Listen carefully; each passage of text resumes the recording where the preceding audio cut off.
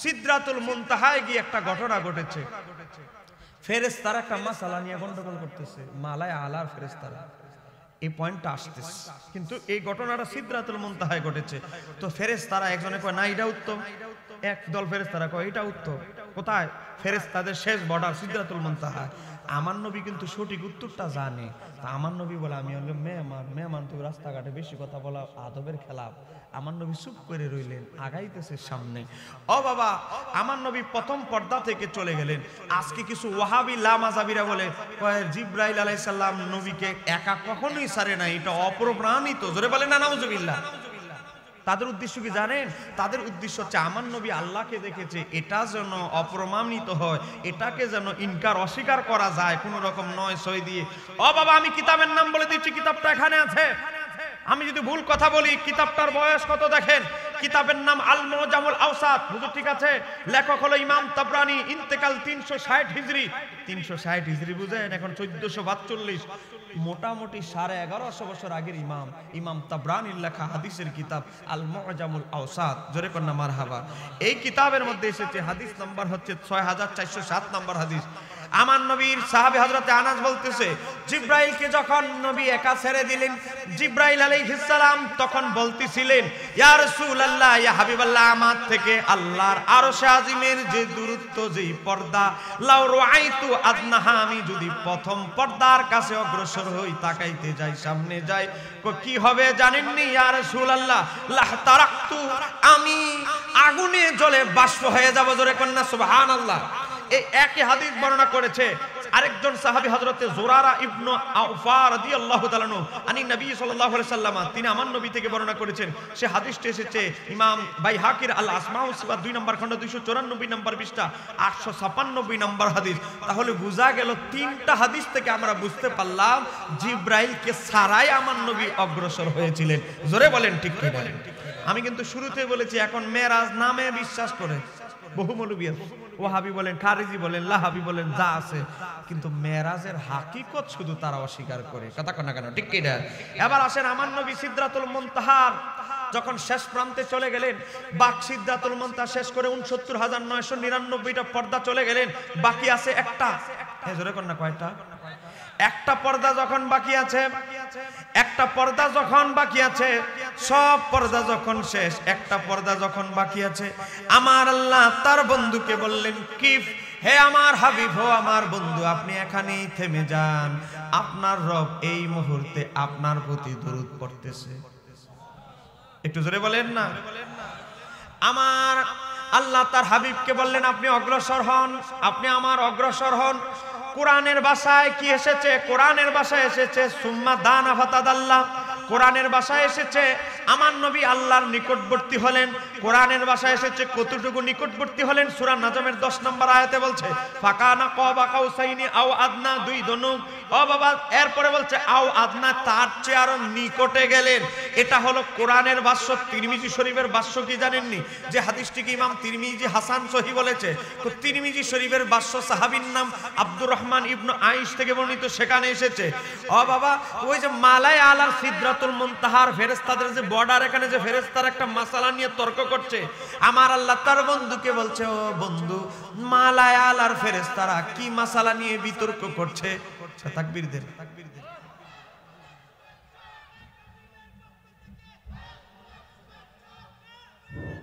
নারে তাকবীর, নারে রিসালাত। মাওলানা মুশাররফ হোসেন হেলালি সাহেবের আগমন গাটিয়ার পক্ষ থেকে, গাটিয়ার পক্ষ থেকে জি হুজুরকে নিয়ে আসেন।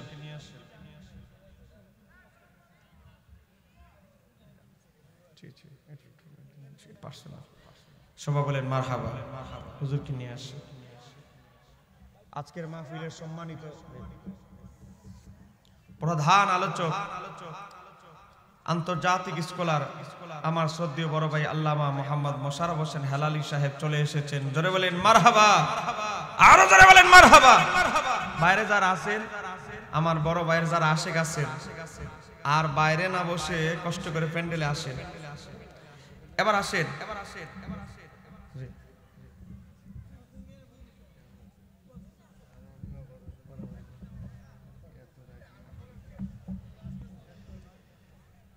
একটু বসেন বসেন, এই ভাই বসে।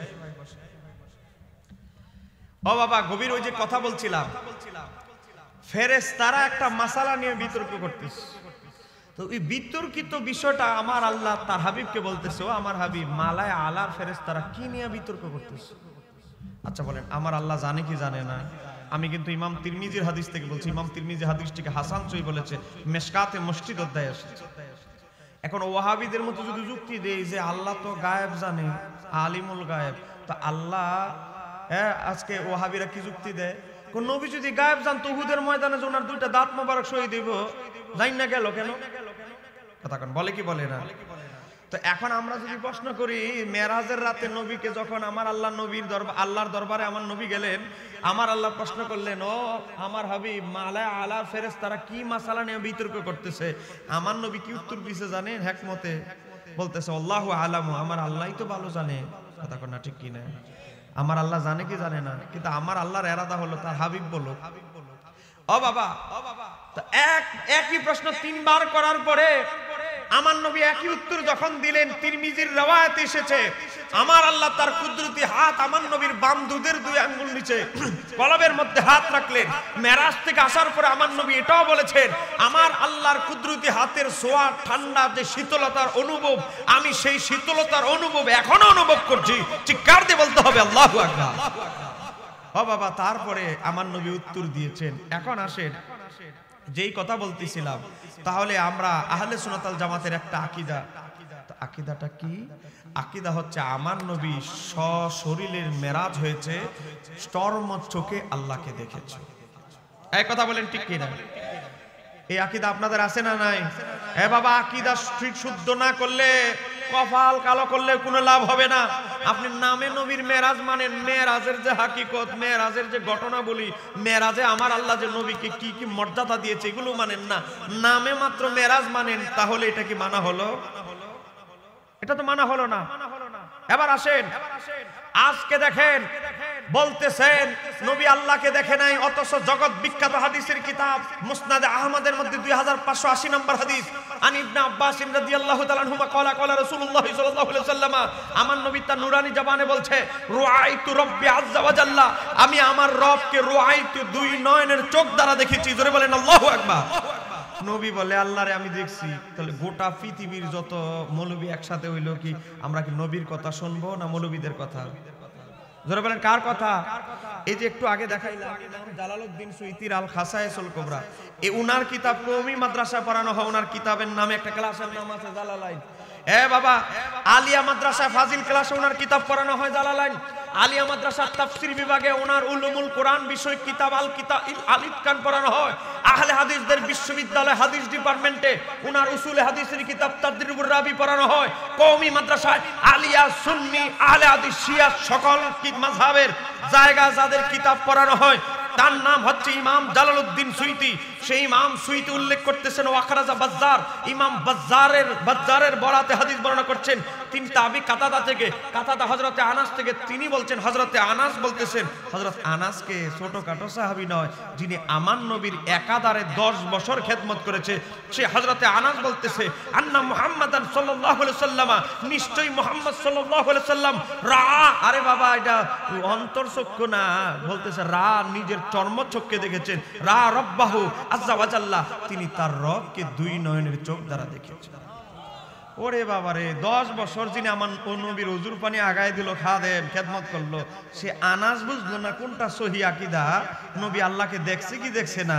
আর আজকে আপনাদের ব্রাহ্মণবাড়িয়া তুই কিছু বক্তা কসবায় আশেপাশে আহলে হাদিসরা এসে, ভারত থেকে এসে, বিভিন্ন জায়গা থেকে এসে লেকচার মারে যে নবী আল্লাহকে দেখে নাই, এটাই নাকি বিশুদ্ধ আকীদা।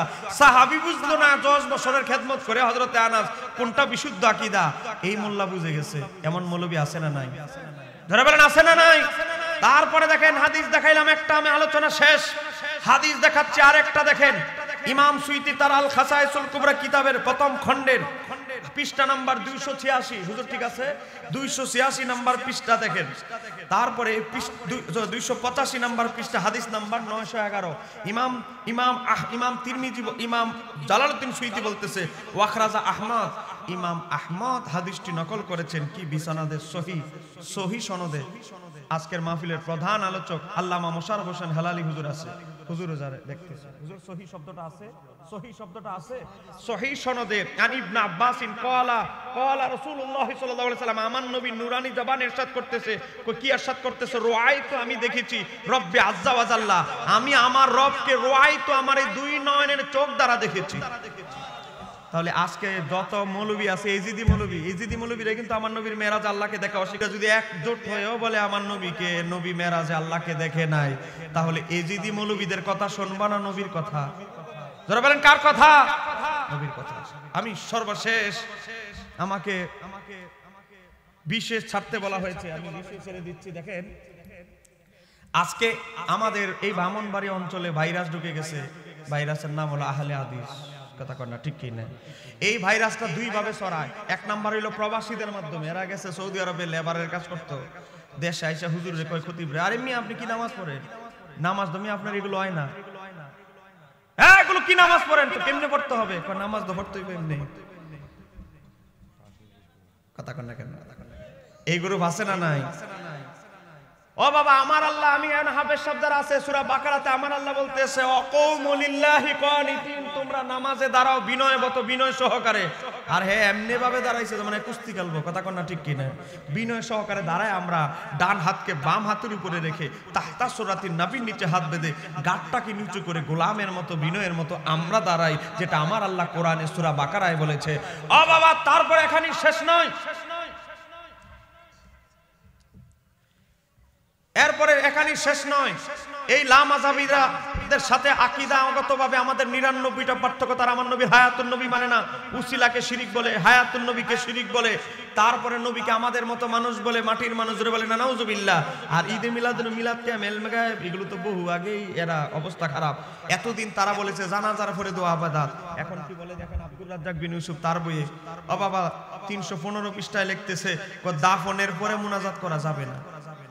দাফনের পরে করা যাবে না, আচ্ছা এরপরে করতে পারবো কিনা? মা বাবা মারা গেলে 1 মাস 2 মাস পরে, তখনও কি কবরস্থানে গিয়ে সূরা ইয়াসিন বা কোরআন তেলাওয়াত করেও দোয়া করা যাবে না? চিন্তা করে, দাফনের পরেও বেলে করতে পারতাম না, পরে গিয়া মা বাবার কবরে সূরা ফাতিহা ইখলাস পরে কোরআন তেলাওয়াত করে দোয়া করবে, ফিডাও বেলে পারতাম না। তো পারতামটা কি?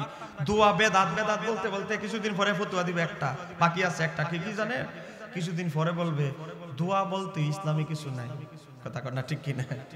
এটার অপেক্ষায় আমরা আছি। আজকে এই লামাযাবিদের চক্রান্ত হচ্ছে আমার নবীর শত শত সুন্নতকে জবে করে দেওয়া।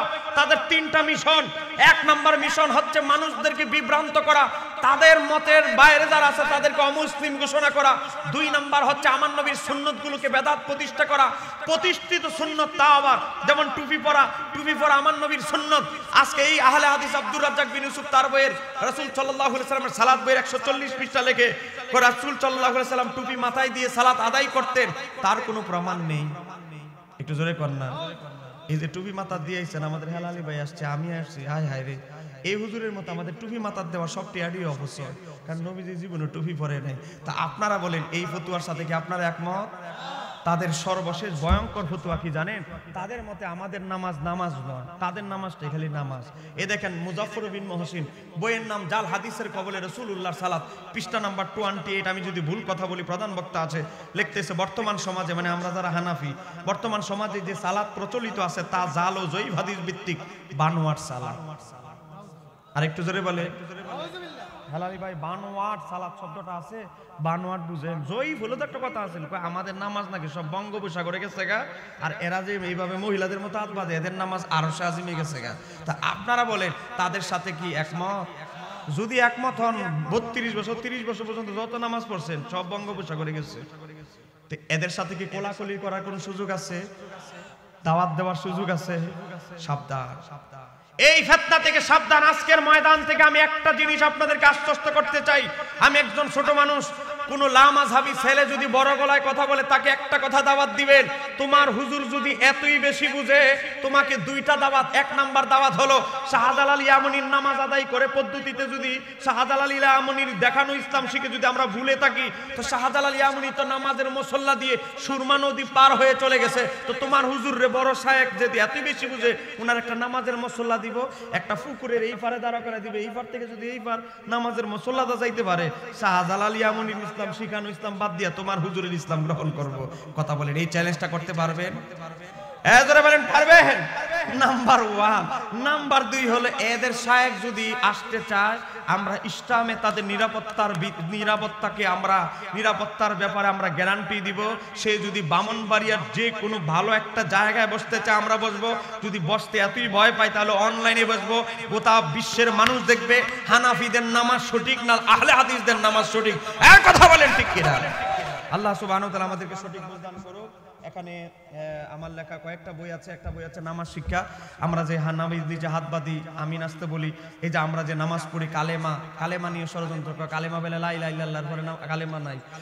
গোটা নামাজের চিত্র, সবে বারাত, শবে মেরাজ, আওয়াবিন, ইশরাক, যত নামাজ আছে, দুরুদে তাজ, দুরুদ শিবান, দূরে না নিয়া যত দুরুদ আছে, নামাজের যত ইম্পর্টেন্ট নিয়ম নীতি 12 মাসের আমল আছে, সব এখানে আছে। এই বইটা আপনার ম্যাডামকে দিবেন। সে আশুরার রোজা কখন, শাওয়ালের রোজা কখন, শবে বরাতের রোজা কখন, কি কোনটা কিভাবে করতে হবে দলিল সহ দেওয়া আছে। এই নামাজ শিক্ষা বইটা আমি অনুরোধ করব। আর একটা বই, এটা সবার জন্য না, যারা তরিকতকে ভালোবাসেন, তাসাউফ বুঝেন, তরিকতকে ভালোবাসেন, পীরের বায়াত, তাদের জন্য গাউসু পাকের লেখা সিরুল আসরারের বাংলা অনুবাদ। আমার ভাই দীর্ঘক্ষণ আলোচনা করেছেন, সে আলোচনা থেকে আমাদের যুব সমাজ আমাদেরকে আমল করার তৌফিক দান করুক। জোরে বলেন আমিন। আজকের মাহফিলের অন্যতম আলোচক বিশিষ্ট আলেমীদ্দিন হযরত মাওলানা মুফতি শেখ আবুল খায়ের সাহেব, উপাধ্যক্ষ ইব্রাহিম, প্রশাসক সৈয়দ আজমতুল্লাহ রহমাতুল্লাহ ফাজিল মাদ্রাসা, এছাড়া অনেক ওলামায়ে কেরাম এবং মঞ্চে উপবিষ্ট অনেক ওলামায়ে কেরাম আছেন। আমার সামনে, ডানে, বামে যারা যে যেখানে আছেন, পর্দার অন্তরাল থেকে আমাদের যে দিনী বোনের আওয়াজ শুনছেন, প্রত্যেকে আমার সশ্রদ্ধেয় সালাম। আবারও আমি সালাম দিচ্ছি, আসসালামু আলাইকুম ওয়া রাহমাতুল্লাহ। আমাকে কমিটির পক্ষ থেকে যুবক যে কমিটির ভাইয়েরা, তারা আমাকে একটি নির্দিষ্ট বিষয় দিয়েছেন, সেই বিষয়ের উপরে আমি আলোচনা করব ইনশাআল্লাহ। আলোচনায় ঢোকার আগে আমি অনুরোধ করছি, শেষবারের মতো যারা সরিয়ে ছিটিয়ে বাইরে গিয়েছেন, আমার দিনী ভাইদেরকে বলবো একটু সময় নিয়ে প্যান্ডেলের ভিতরে আসেন। তো বাইরে যারা আছেন কষ্ট করে একটু বসেন। অনেক সময় প্যান্ডেলের বাইরে গেলে নিয়ত করার সময় নিয়ত করে যে চলে আসব, কিন্তু আড্ডা বন্ধু পেয়েছে, দূরের এক এলাকার বন্ধু আসছে, চায়ের দোকানে বসেছে, এমনি এমনি দেখে যে এক বক্তার ওয়াজ শেষ। কথা কয় না, ঠিক কি না? একটা মাহফিল এসেছেন, পুণ্যময় একটা মাহফিলে, আবার পুণ্যময় মাস রজব মাস। এই রজব মাস হচ্ছে আমার নবীর মেরাজের মাস। এই রজব মাস হচ্ছে মাওলা আলী বেলায়েতের সম্রাট হযরতে মাওলা আলীর শুভ আগমনের মাস, বিলাদাতের মাস। এই মেরাজের মাস হচ্ছে খাজেগান খাজা গরিবে নওয়াজের ওফাতের উরুসের মাস। একটু জোরে বলেন না সুবহানাল্লাহ। মনে রাখতে হবে, আল্লাহর হাবিব সাল্লাল্লাহু আলাইহি সাল্লামকে আমার আল্লাহ যত মুজিজা দিয়েছেন, সর্বশ্রেষ্ঠ মুজিজা হচ্ছে কোরআন। কোরআনের পরে সবচেয়ে বড় মুজিজা হচ্ছে মেরাজ শরীফ। একটু জোরে কন্যা সুবহানাল্লাহ। মেরাজ শরীফের মাধ্যমে আমার আল্লাহ তার হাবিবকে দুই জায়গায় তার মর্যাদা তুলে ধরেছেন। এক জায়গায় তুলে ধরেছেন, আরেক জায়গায় তুলে ধরবেন। একটা হচ্ছে মেরাজ রজনীতে আমার আল্লাহ তার হাবিবকে শ্রেষ্ঠত্ব প্রকাশ করেছেন বিশিষ্ট কিছু মানুষের সামনে, ফেরেশতার সামনে, নবী রাসূলের সামনে।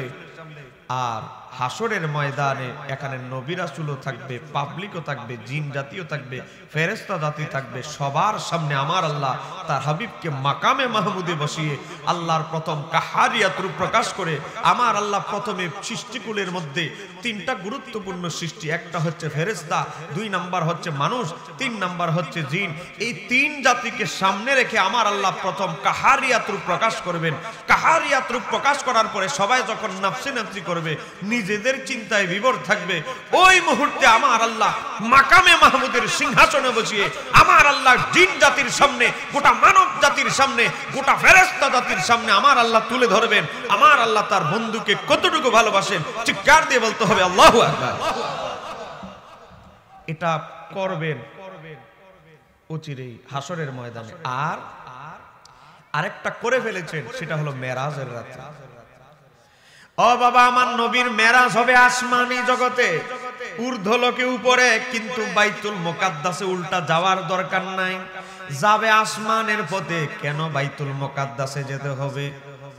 ইমাম জালালউদ্দিন সুয়ুতী কিতাবটা এখানে আছে, তার আল খাসায়েসুল কুবরা কিতাবের মধ্যে ইমাম সুয়ুতী রাহমাতুল্লাহ আলাইহি লিখতেছেন, এই যে দেখেন আরবি ভাষায় এর জের জবর পেশ দেওয়া নাই, হুজুর আছে।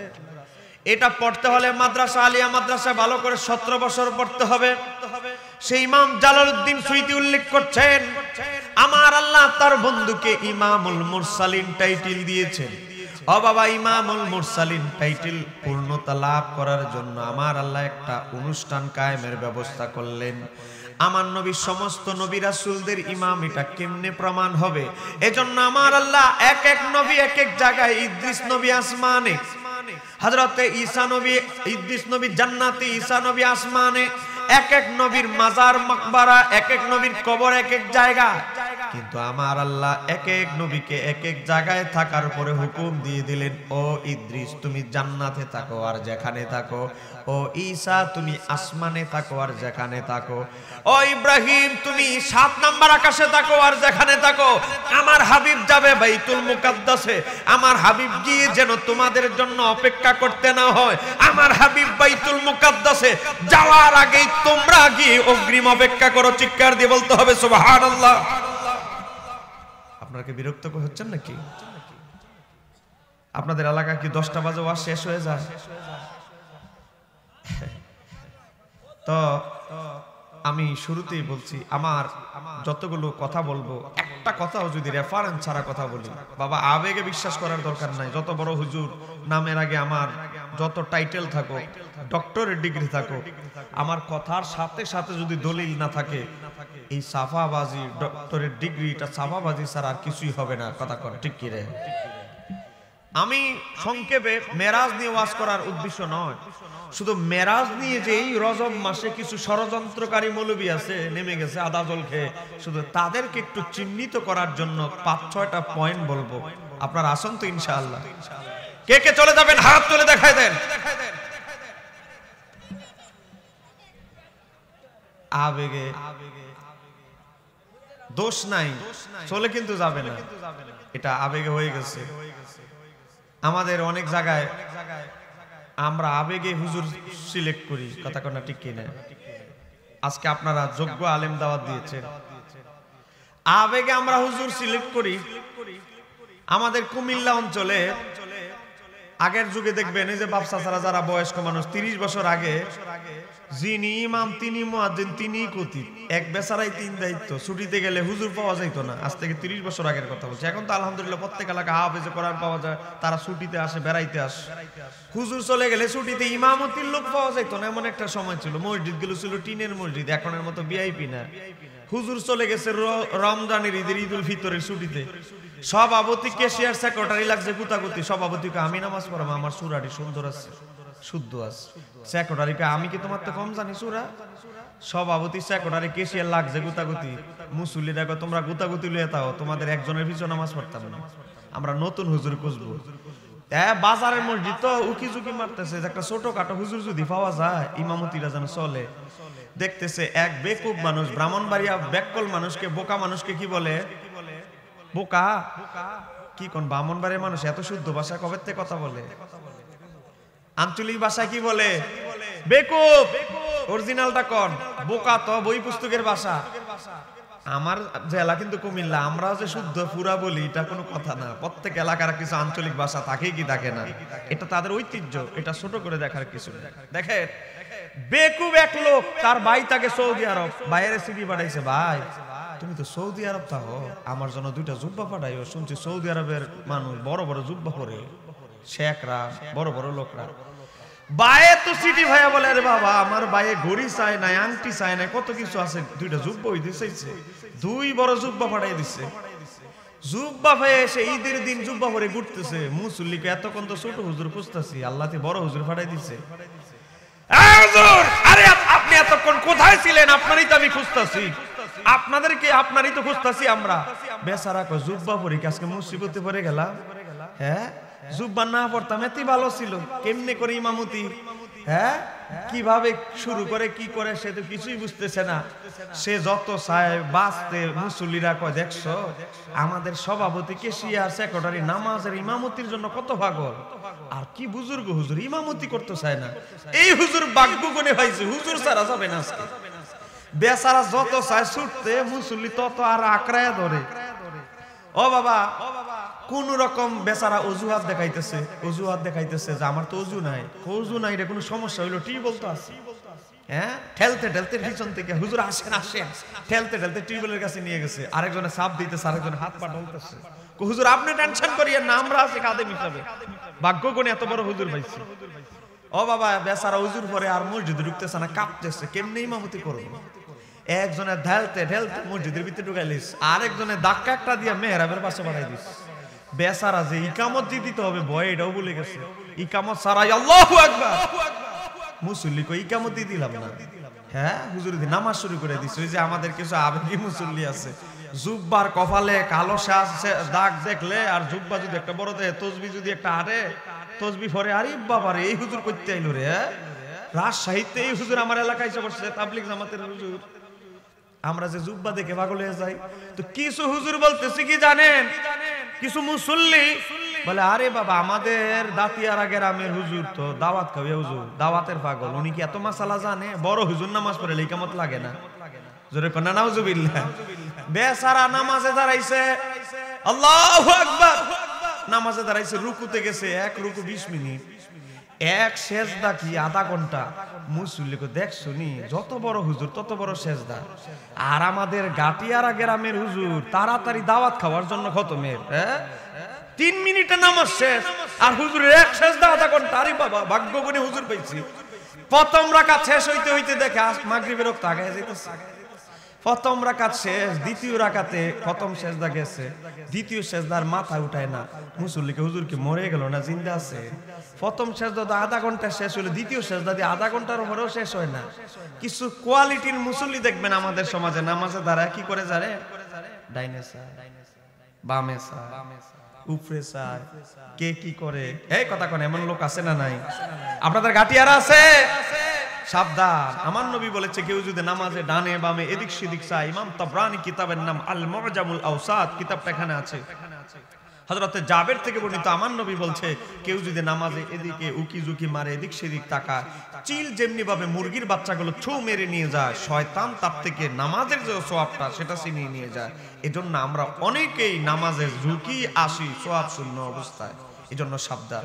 তো এই কোয়ালিটির কিছু মুসল্লি হুজুর প্রথম সেজদা তো আধা ঘন্টা শেষ হয়েছে, এটা যে আধা ঘন্টা শেষ হয়ে গেল, সেজদা শেষ হয় না, হুজুর কি জিন্দা আছে না মরে গেল একটু দেখি, চৌকালকে দিয়ে দেয় হুজুর নাই। মুসল্লিরা আরে মাথা উঠাও, হুজুর তো গায়েব হয়ে গেছে। আর আমরা আবেগী কিছু মুসল্লি না বুঝা পাগল হয়ে যাই, হায় হায় রে কি বিয়াদবি হুজুরের লোকে করলাম, হুজুর তো গায়েব হয়ে গেছে। আসলে তো হুজুর গায়েব হয় নাই, হুজুর ভয়ে আতঙ্কে আর চলতে পারতেছে না। ডাইন দিক দিয়ে টিনের বেড়া, মসজিদ তো টিনের বেড়া, তো ফাঁকা ছিদ্র দিয়ে সে ফালাইয়া চলে গেছে। তা আপনারা কি এবার আমারে ফালাইয়া পর্দা আলগি দিয়ে যাইবেন গা? কে কে চলে যাবেন হাত তুলে দেখা দেন। দেখছেন এখন ওয়াজ চলবে, ওয়াজ কি চলবে? জোরে বলেন চলবে। হাত তুলে ফেরেশতাদেরকে দেখাই দেন, একটা স্লোগান দেন আমার বাইরের ভাইদের জন্য, নারায়ে তাকবীর।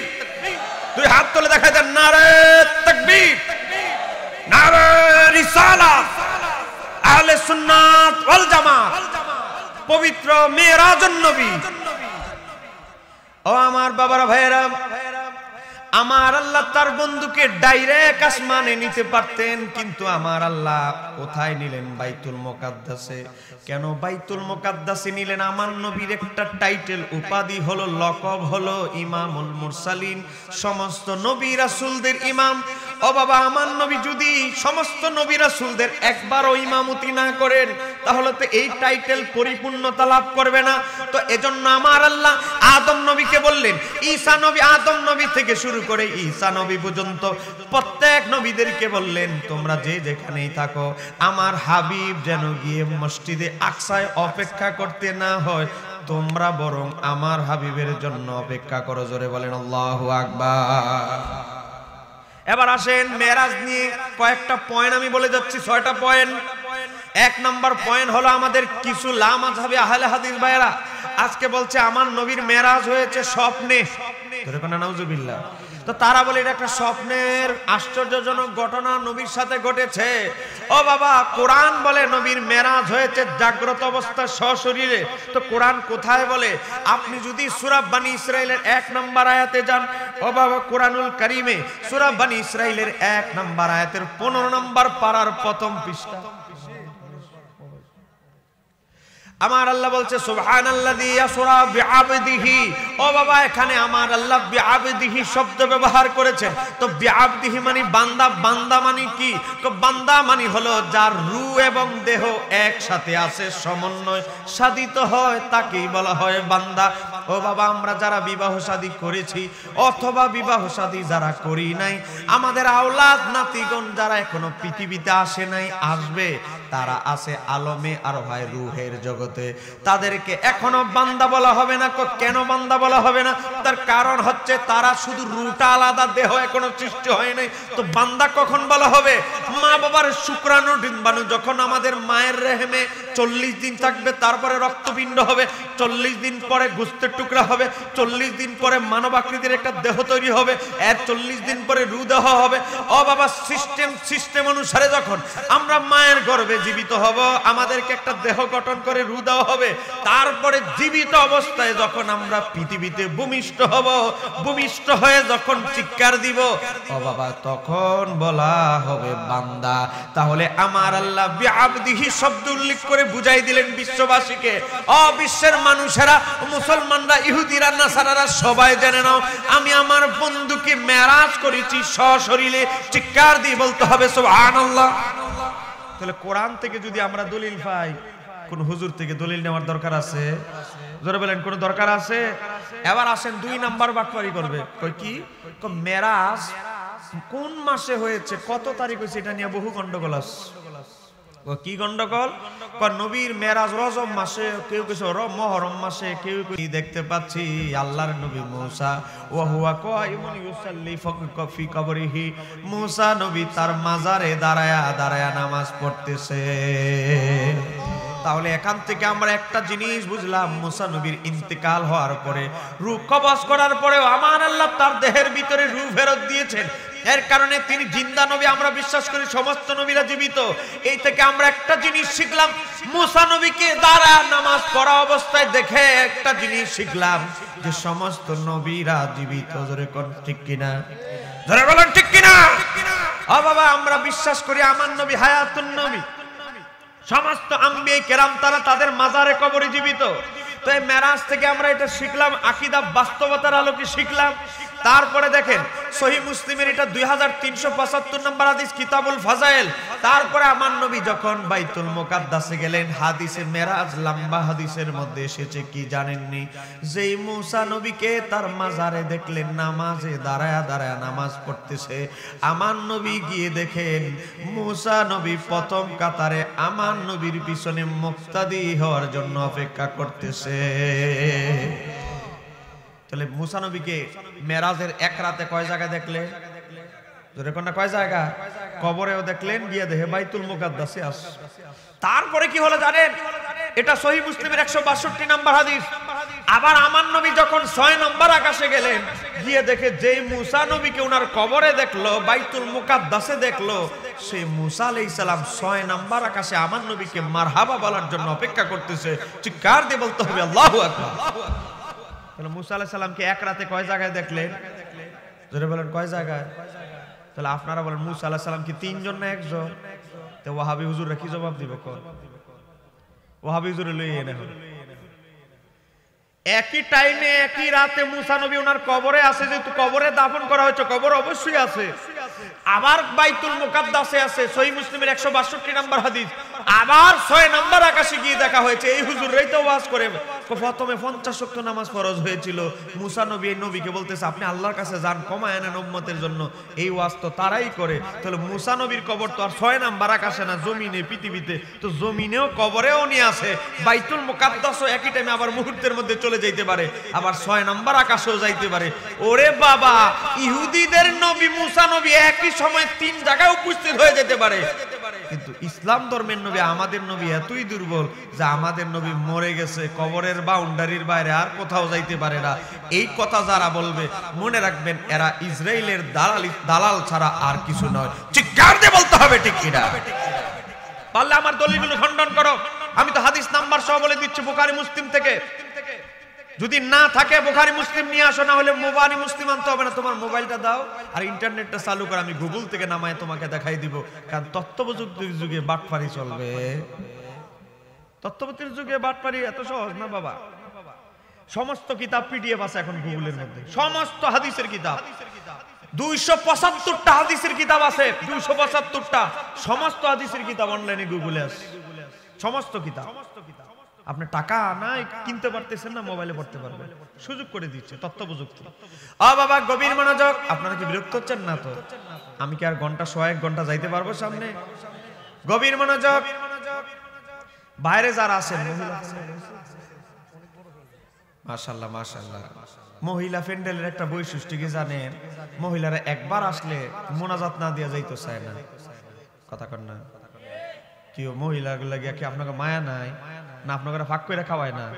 তাহলে একটু জোরে মহিলাকে প্রশংসাটা করলে আপনাকে তো গায়ে চলে। কে বলেন জোরে কোন মারহাবা? এই মহিলাদের এই গুণটা আছে না নাই? দেখছো মহিলারা কইতেছে আং বেড়া মানুষটা আমাদের পক্ষে কোনো কথা কয় না। হ্যাঁ, এটা কিন্তু আসলে অমানবিক, ঠিক করতেছেন না। এটা আমি অনেক জায়গায়, আপনারা তো বছরে 2-4-5টা মাহফিল করেন, আর আমরা তো প্রতিদিন মাহফিল। আমরা গিয়ে দেখি আলহামদুলিল্লাহ মুনাজাত না করে মহিলারা যায় না।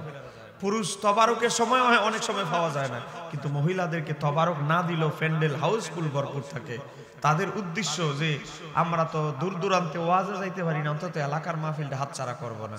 আল্লাহ আমাদের এই গাটিয়ারার পূর্বপাড়ার এলাকাবাসীর যে দিনী বোনেরা এবং গাটিয়ারা আশেপাশে সহ যে দিনী বোনেরা মাহফিল এসেছে, তাদের প্রত্যেকের হাজিরা কবুল করুক। জোরে বলেন আমিন।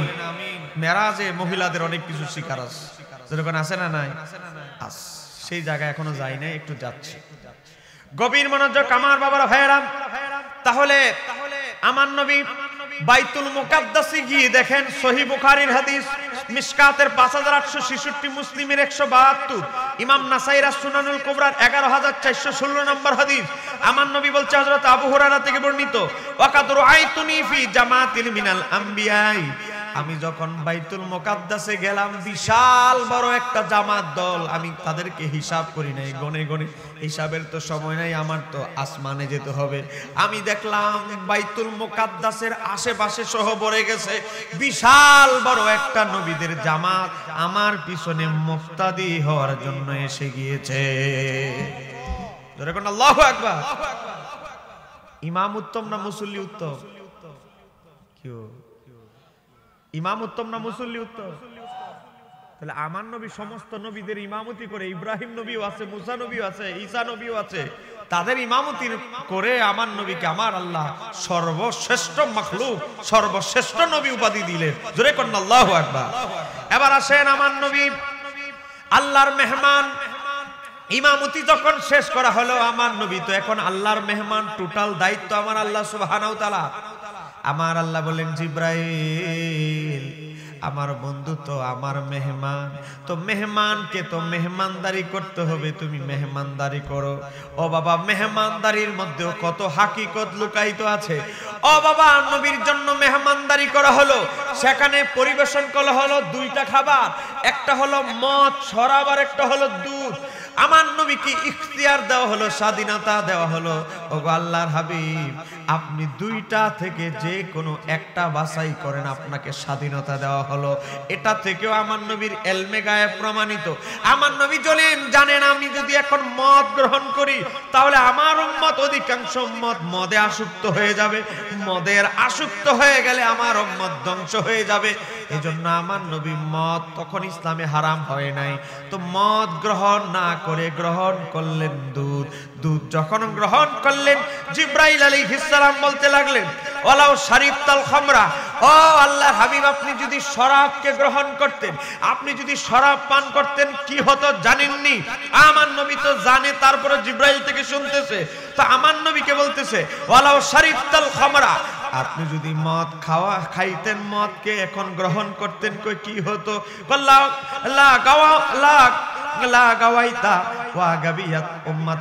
আপনার উম্মত অচিরেই পথভ্রষ্ট হয়ে যেত, মদের প্রতি আকৃষ্ট হয়ে যেত, মদের নেশায় বিভোর হয়ে যেত।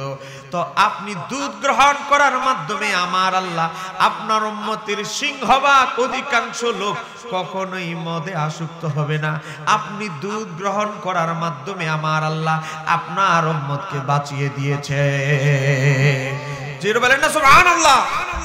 আমি মেরাজের ওয়াজ ইমাম সাহেবরা করবে, ওই ওয়াজটা করতেছি না, আমি জাস্ট কিছু সূক্ষ্ম পয়েন্ট বলতেছি।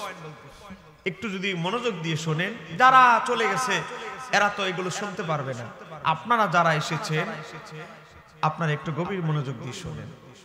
এই ওয়াজগুলো বাংলা বই পড়ে বলে বলছি না, প্রত্যেকটা হাদিসের কিতাব থেকে আমি রিচার্জ করে করে, নবী যত জীবনী কিতাব আছে আরবি ভাষা সবগুলো থেকে তল্লাশি করে করে বের করেছি,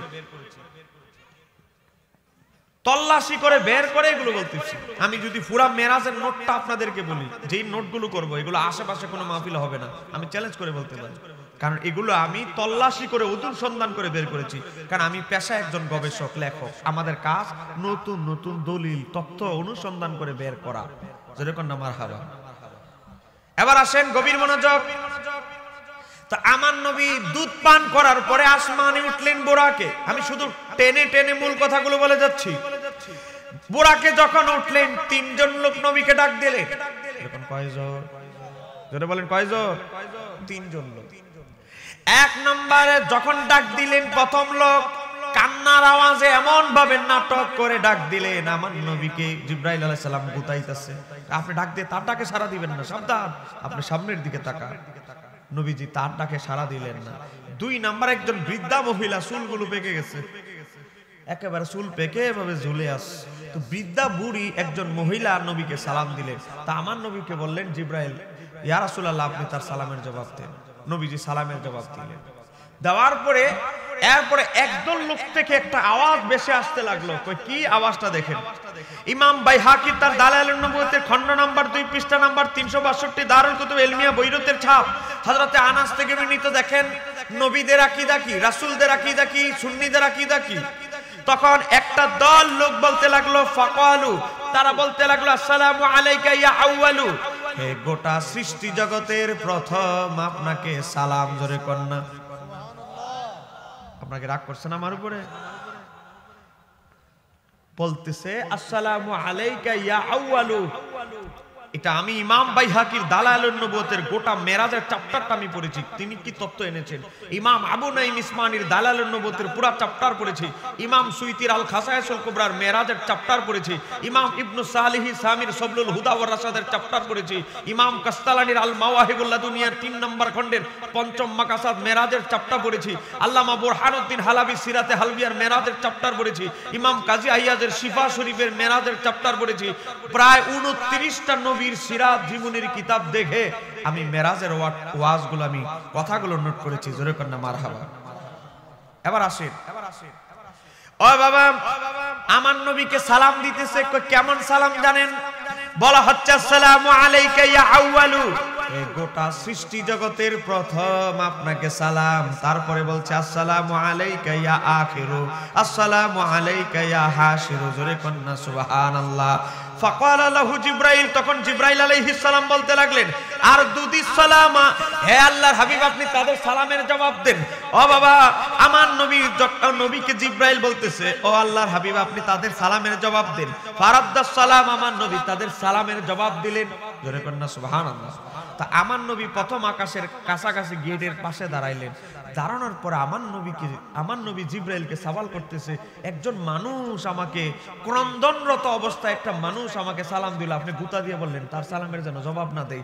আরেকজন বুড়ি আমারে সালাম দিল, বললেন সালামের জবাব দিতে। তারপরে কিছু মানুষরা আমাকে আসসালামু আলাইকা ইয়া আউয়ালু এরকম বলে সালাম দিল, তাদের জবাব দিতে বললেন। একজনের দিতে না করলেন, দুইজনের জবাব দিতে বললেন। হিকমতটা কি?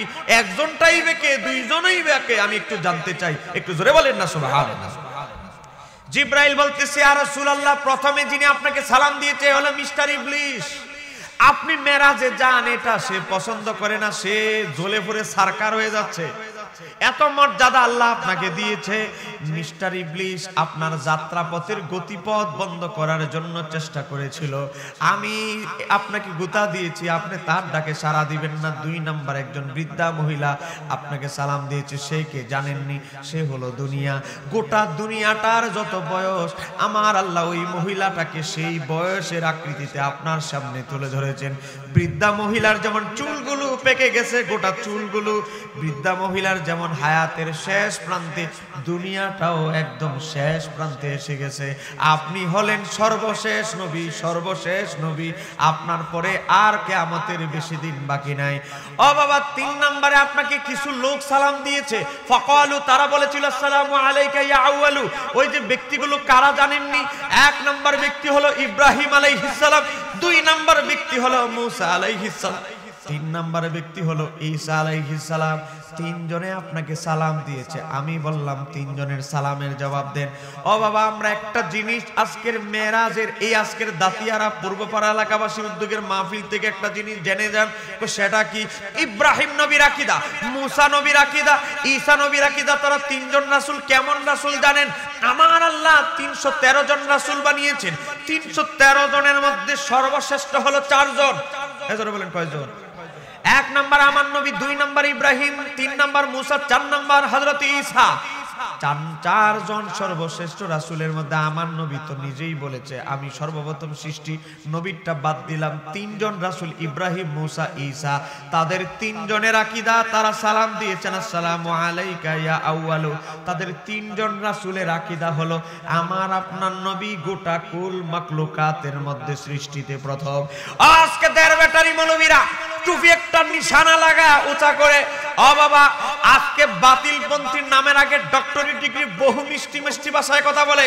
আজকে তারা বলে আমার নবী সর্বপ্রথম সৃষ্টি না, অথচ ইব্রাহিম নবীর আকীদা আমার নবী প্রথম সৃষ্টি, ঈসা নবীর আকীদা আমার নবী প্রথম সৃষ্টি, ও বাবা হযরতে মুসা নবীর আকীদা আমার নবী প্রথম সৃষ্টি। 3 জন সর্বশ্রেষ্ঠ রাসূলের আকীদা আমার নবী প্রথম সৃষ্টি। আমরা বলেন 3 জন সর্বশ্রেষ্ঠ নবীর আকীদা যদি হয় আমার নবী প্রথম সৃষ্টি, আমরা কি বাতিলপন্থী মৌলবীদের কথা শুনবো না রাসূলদের? আপনাদের ঈমান কি দুর্বল? তাহলে আমরা কি রাসূলদের কথা শুনবো না এই আহলে হাদিস ওয়াহাবি মৌলবীদের?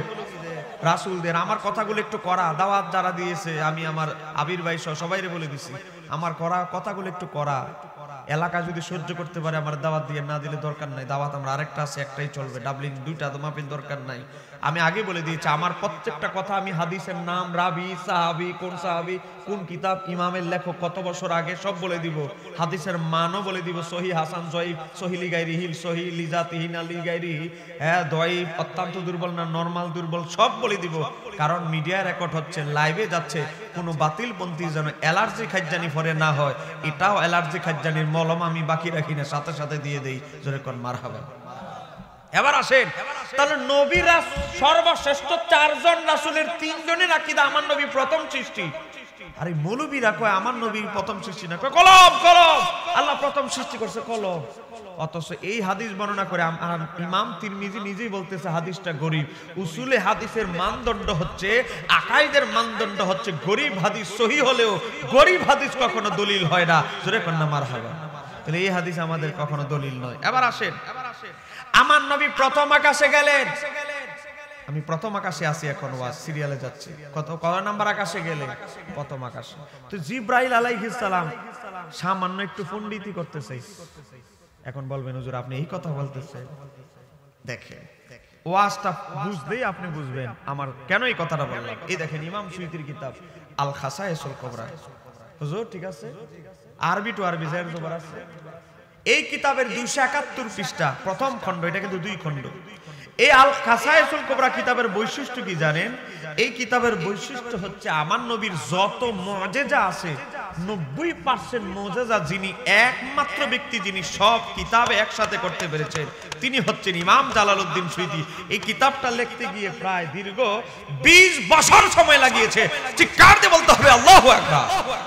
প্রথমে 2 বছরে কিতাবটা লেখা শেষ হওয়ার পর ইমাম সুয়ুতী চিন্তা করলো, আমি যে 2 বছর রিচার্জ করে বইটা বাজারে ছেড়ে দিব, 3য় বছরে যদি আমি নবীর আরেকটা মুজিজা পাই তাহলে তো মানুষ জাতির আরেকটা মুজিজা জানতে পারলো না। 4র্থ বছরে যদি গিয়ে আবার আরেকটা মুজিজা পাই তো নবীর আরেকটা মুজিজা মানুষ জানতে পারলো না। এমন করতে করতে করতে ইমাম সুয়ুতী 20 বছর লাগিয়ে ইন্তেকালের আগের বছর কিতাবটা বের করেছে। একটু জোরে বলতে হবে আল্লাহু আকবার। এই কিতাব থেকে বলছি, হাদিস কিতাবে হাদিস নাম্বার হচ্ছে 874। হুজুর ঠিক আছে? সহিহ মুসলিম থেকে নেওয়া, ওয়াকরাজা মুসলিম। সহিহ মুসলিমের 162 নাম্বার হাদিস থেকে ইমাম সুয়ুতী নকল করছে। বাবা জয়ীফ হাদিস নয়, সহিহ মুসলিমের হাদিস। নাম্বারও বলে দিচ্ছে 162। আমার নবী যখন জিবরাইল আলাইহিস সালামের সাথে প্রথম আকাশে গেলেন, আশেকরা ওয়াজ মুখস্থ করে যাবেন না, বুঝে যাবেন। প্রথম আকাশের দরজায় যখন জিবরাইল গেলেন, নবীকে এক পাশে রাইখা জিবরাইল গেছে আসমানের দরজার সামনে গিয়ে বলতেছে দরজা খুলো। এই জায়গাটাতে একটু মনোযোগ দিয়ে শুনবেন এই পয়েন্টটা। জিবরাইল আলাইহিস সালাম আসমানের দরজার পাশে গিয়ে বলতেছে দরজা খুলো, ফেরেশতারা দরজা খুলো। ফেরেশতারা বলতেছে ফাকিলা, বলতে লাগলো মানান্তা, তুমি কে, আপনি কে? একটু জোরে বলেন না। আপনারা কি আমার সাথে রাগ করছে? রাগ করলে বলেন, পরবর্তী বক্তা আমাদের হেলালি হুজুর আছে, উনি ওয়াজ করবে, আমি চলে যাব। আমার চলে গেলে আরো ভালো, কারণ এই মাহফিলটা তাড়াতাড়ি ধরতে না। তা আপনারা কি আমার চান আমি চলে যাই তাড়াতাড়ি? আমি কি একটা কথাও হাদিসের রেফারেন্সের বাইরে কথা বলতেছি? বাবা বক্তা এমন কোন বাংলাদেশের বক্তা না তাদের সাথে ওয়াজ করি না, বুঝছেন? বহু বক্তা আমাদের ফার্স্টে 10 মিনিট 20 মিনিট ওয়াজ করে, তো 2 ঘন্টা ওয়াজে 5টা হাদিসের কিতাবের নাম বলে না। আপনারা তো ওয়াজ আছে ইউটিউবে সার্চ দিয়ে টেনে টেনে দেখেন। আমি প্রতি কথায় কথায় হাদিসের কিতাবের নাম বলবো, প্রতি কথায় কথায়, এবং হাদিসের নাম্বার সহ বলবো, আরবি সহ বলবো। এই জন্য আমি এই যে বাবর ভাইয়ের সাথে কথা হলো আজকে আসার সময়, তো উনি আগামী বছর ডিসেম্বর থেকে মানে রমজান আগ পর্যন্ত উনি দেশে থাকবেন। আমি বললাম অনুরোধ ভাই, আপনি আগামী বছর মাহফিলগুলো নেন, দেশে থাকে। কারণ আপনারা থাকার কারণে, আমরা কিছু মাঠে থাকার কারণে মানুষ যে ওই যে জিকির, এখন মাহফিল মানে জিকির নাচল, অন্তত এই সংস্কৃতিটা থেকে আমাদের যুবকরা একটু বেরিয়ে আসতেছে। তো আপনারা যদি একটু বেশি মাঠে থাকেন, এখন ওয়াজ বাই সংস্কৃতি চেঞ্জ হয়ে গেছে, যে গজল বেশি যাইতে পারে আর জিকির করে নাচাইতে পারে, এই লো বড় বক্তা। তো এখন আমাদের বাবর ভাইয়ের মতো লোকরা যদি না থাকে তাহলে আমরা বুঝবো না সঠিক বক্তা আর ডুপ্লিকেট বক্তাকে। কথা কর না ঠিক কি না? আমি রাস্তায় ওনারে ফোন দিয়ে বলছি যে আসার সময় কুমিল্লা, তখন ঢুকতেছে, বলছে ভাই আপনি রিকোয়েস্ট, আপনি ভিসা প্রসেসিং করেন, আগামী ডিসেম্বর থেকে মাহফিলের যে শীতকাল আপনি সময় দেন, আপনার দরকার আছে। আপনারা কি রাগ করছেন আমার কথা? আমাদের দরকার। ও বাবা, নামের আগে মুফতির শেষ নাই। ওয়াহাবিরা মুনাজারা ডাক দিলে কোন মুফতি খুঁজে পাওয়া যায় না। এক কথা কোন ঠিক কিনা? দেখেন না, রবিউল আউয়াল মাসে রাজাউল করিম আবরা সহ ওয়াহাবিরা ঈদ মিলাদুন নবীর মাসে কুত্তাকায়ে পাগল হয়ে গেছে। কয়জন লোক চ্যালেঞ্জ গ্রহণ করেছে? আমরা 3 জন মানুষ গ্রহণ করেছি। 3 জন মানুষ, চট্টগ্রামের 2 জন, চিটাগের বাইরে আর আলেম মিডিয়া আছে। চিটাঙের কিছু আলেমদের বৈশিষ্ট্য, চিটাঙের বাইরের হুজুরদেরকে আর এরা দাম দেয় না। কুমিল্লা, বামুনবাড়িয়া, হ্যাঁ সিলেট। তা আপনাদের দোয়া, আমি কিছু রিসার্চ করি বলে আমার নামটা এরা তালিকা কোনো রকম রাখে, যেরকম না মারহাবা। আমার বাড়ি কিন্তু বেশি দূর না, যদিও চট্টগ্রাম থেকে আসছি, থাকি মিল্লা জিল্লা, বাড়ি কিন্তু জেলা আমার কুমিল্লা, যেরকম না মারহাবা। আপনাদের পার্শ্ববর্তী এলাকার। আবার এই দাতিয়ার গ্রামে আমার আপন খালা শাশুড়ির বাড়ি, আমি তো জানতাম না। দাওয়াত নেওয়ার পরে শুনলাম এখানেও আমার আত্মীয় আছে। একসাথে 2 জিনিস মিলে গেল, জোরে কন্যা আলহামদুলিল্লাহ। যাই হোক, মনোযোগ। এই পয়েন্টটা 5টা মিনিট, মোবাইল কারো থাকলে পয়েন্ট পকেটে ঢুকিয়ে নেন, 5টা মিনিট একটু মনোযোগ দেন। জিব্রাইল আলাইহিস সালাম বার্তা নিয়ে, ওহী নিয়ে যদি প্রত্যেক নবীদের কাছে একবার অন্তত আসে, মনে করেন প্রত্যেক নবীর কাছে একবার আসলে মাত্র, তাও 1,24,000 নবীর কাছে অন্তত 1,24,000 বার আসছে। কথা কর না ঠিক কিনা? তো মেরাজের রাতে একটু মহাব্বতে জিকির করেন লা ইলাহা, আরো জোরে লা ইলাহা,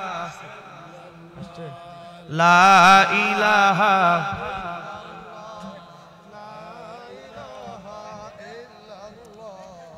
লা ইলাহা,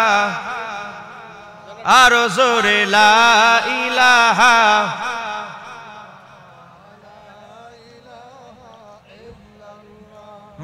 লা ইলাহা, আরো জোরে লা ইলাহা, লা ইলাহা, লা ইলাহা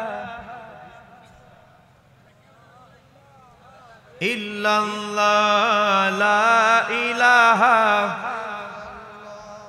লা ইলাহা, আরো জোরে লা ইলাহা, লা ইলাহা। মুহাব্বতে বলেন আল্লাহুম্মা সাল্লি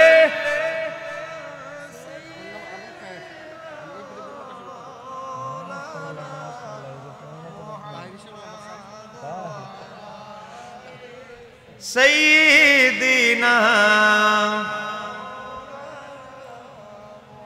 দুলদুল গোড়া কেন্দে বলে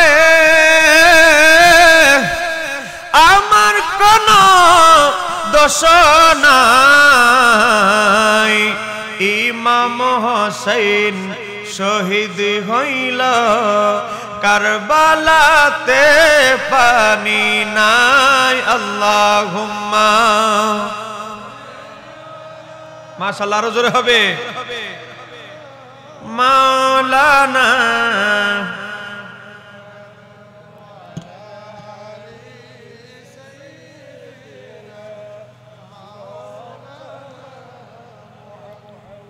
গভীরভাবে লক্ষ্য করবেন। ও বাবা, আমি আপনাদের এই দাতিয়ারা গ্রাম, গাটিয়ারা গ্রামে মাত্র জীবনে একবার আসলাম, ফার্স্ট আসলাম। এখন আমি যদি মনে করেন মাস দেড় মাস পরে হঠাৎ করে আপনাদের বাজারে হাঁটি, তাহলে অন্তত সুস্থ একটা মানুষ, সচেতন মানুষ দেখলে চিনবেন কি চিনবেন না? ধরে বলেন চিনবেন কি না? তো যেই হযরতে জিবরাইল আলাইহিস সালাম শুধু প্রত্যেক নবীদের কাছে যদি একবার করেও আসে 1,24,000 বার আসমান দিয়ে যাতায়াত করেছে, এতবার যেই ফেরেশতা আসা যাওয়া করলো আসমান দিয়া, কিন্তু মেরাজের রাতে ফেরেশতারা প্রহরীরা আসমানের চিনতেছে না, বলতেছে মানান্তা আপনি কে? তাহলে রহস্য আছে না নাই? বলেন রহস্য আছে না নাই? আপনারা আমরা দেখতেছেন তো, দেখলে খালি এদিকে তাকায় থাকেন, ওয়াজ শুনেন। এই 5টা মিনিট আমি যেই জায়গাটায় বললাম মনোযোগ দিয়ে শুনতে, সেই জায়গাতে কারেন্টের ঝামেলাটা আসলো। হ্যাঁ, চলে আসছে, কারেন্ট আসছে। গভীর মনোযোগ,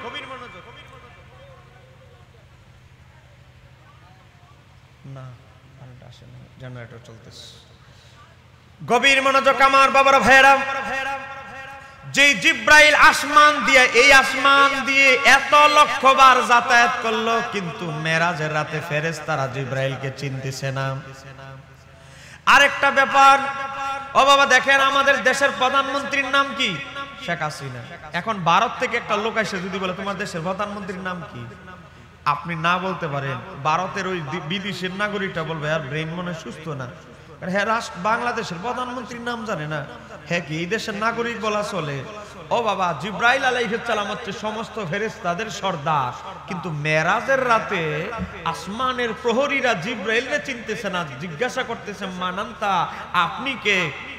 একটু জোরে কোন আল্লাহু আকবার। রহস্য আছে না নাই? তার নাম জানতে চাচ্ছে, তো কলা জিব্রাইল আলাইহিস সালাম বললেন জিব্রাইল। হুজুর আছে না নাই? কলা জিব্রাইল উত্তর দিচ্ছে আমার নাম জিব্রাইল। তারপরে কি বলতেছে? তারপরেও দরজা খুলতেছে না। তারপরে বলতেছে কি লা ওমান মাকা, আপনার পরিচয় দিলেই দরজা খোলা হবে না, আগে বলেন আপনার সাথে কে? জিব্রাইল বুঝে ফেলেছে আমার পরিচয়ে আজকে দরজা খোলা হবে না, যাকে নিয়ে এসেছি মেহমান তাকে পরিচয় করিয়ে দিতে হবে। ও বাবা, জিব্রাইল আলাইহিস সালাম তখন আমার নবীকে আসমানের দরজার পাশে দাঁড় করিয়ে বললেন, আমার সাথে হচ্ছে মুহাম্মদুর রাসূলুল্লাহ সাল্লাল্লাহু আলাইহি সাল্লাম। আমার নবীকে আসমানের দরজার সামনে নিতে দেরি, আমার নবীর নাম উচ্চারণ করতে দেরি, আসমানের দরজা খুলতে দেরি নেই। চিৎকার দিয়ে বলতে হবে আল্লাহু আকবার।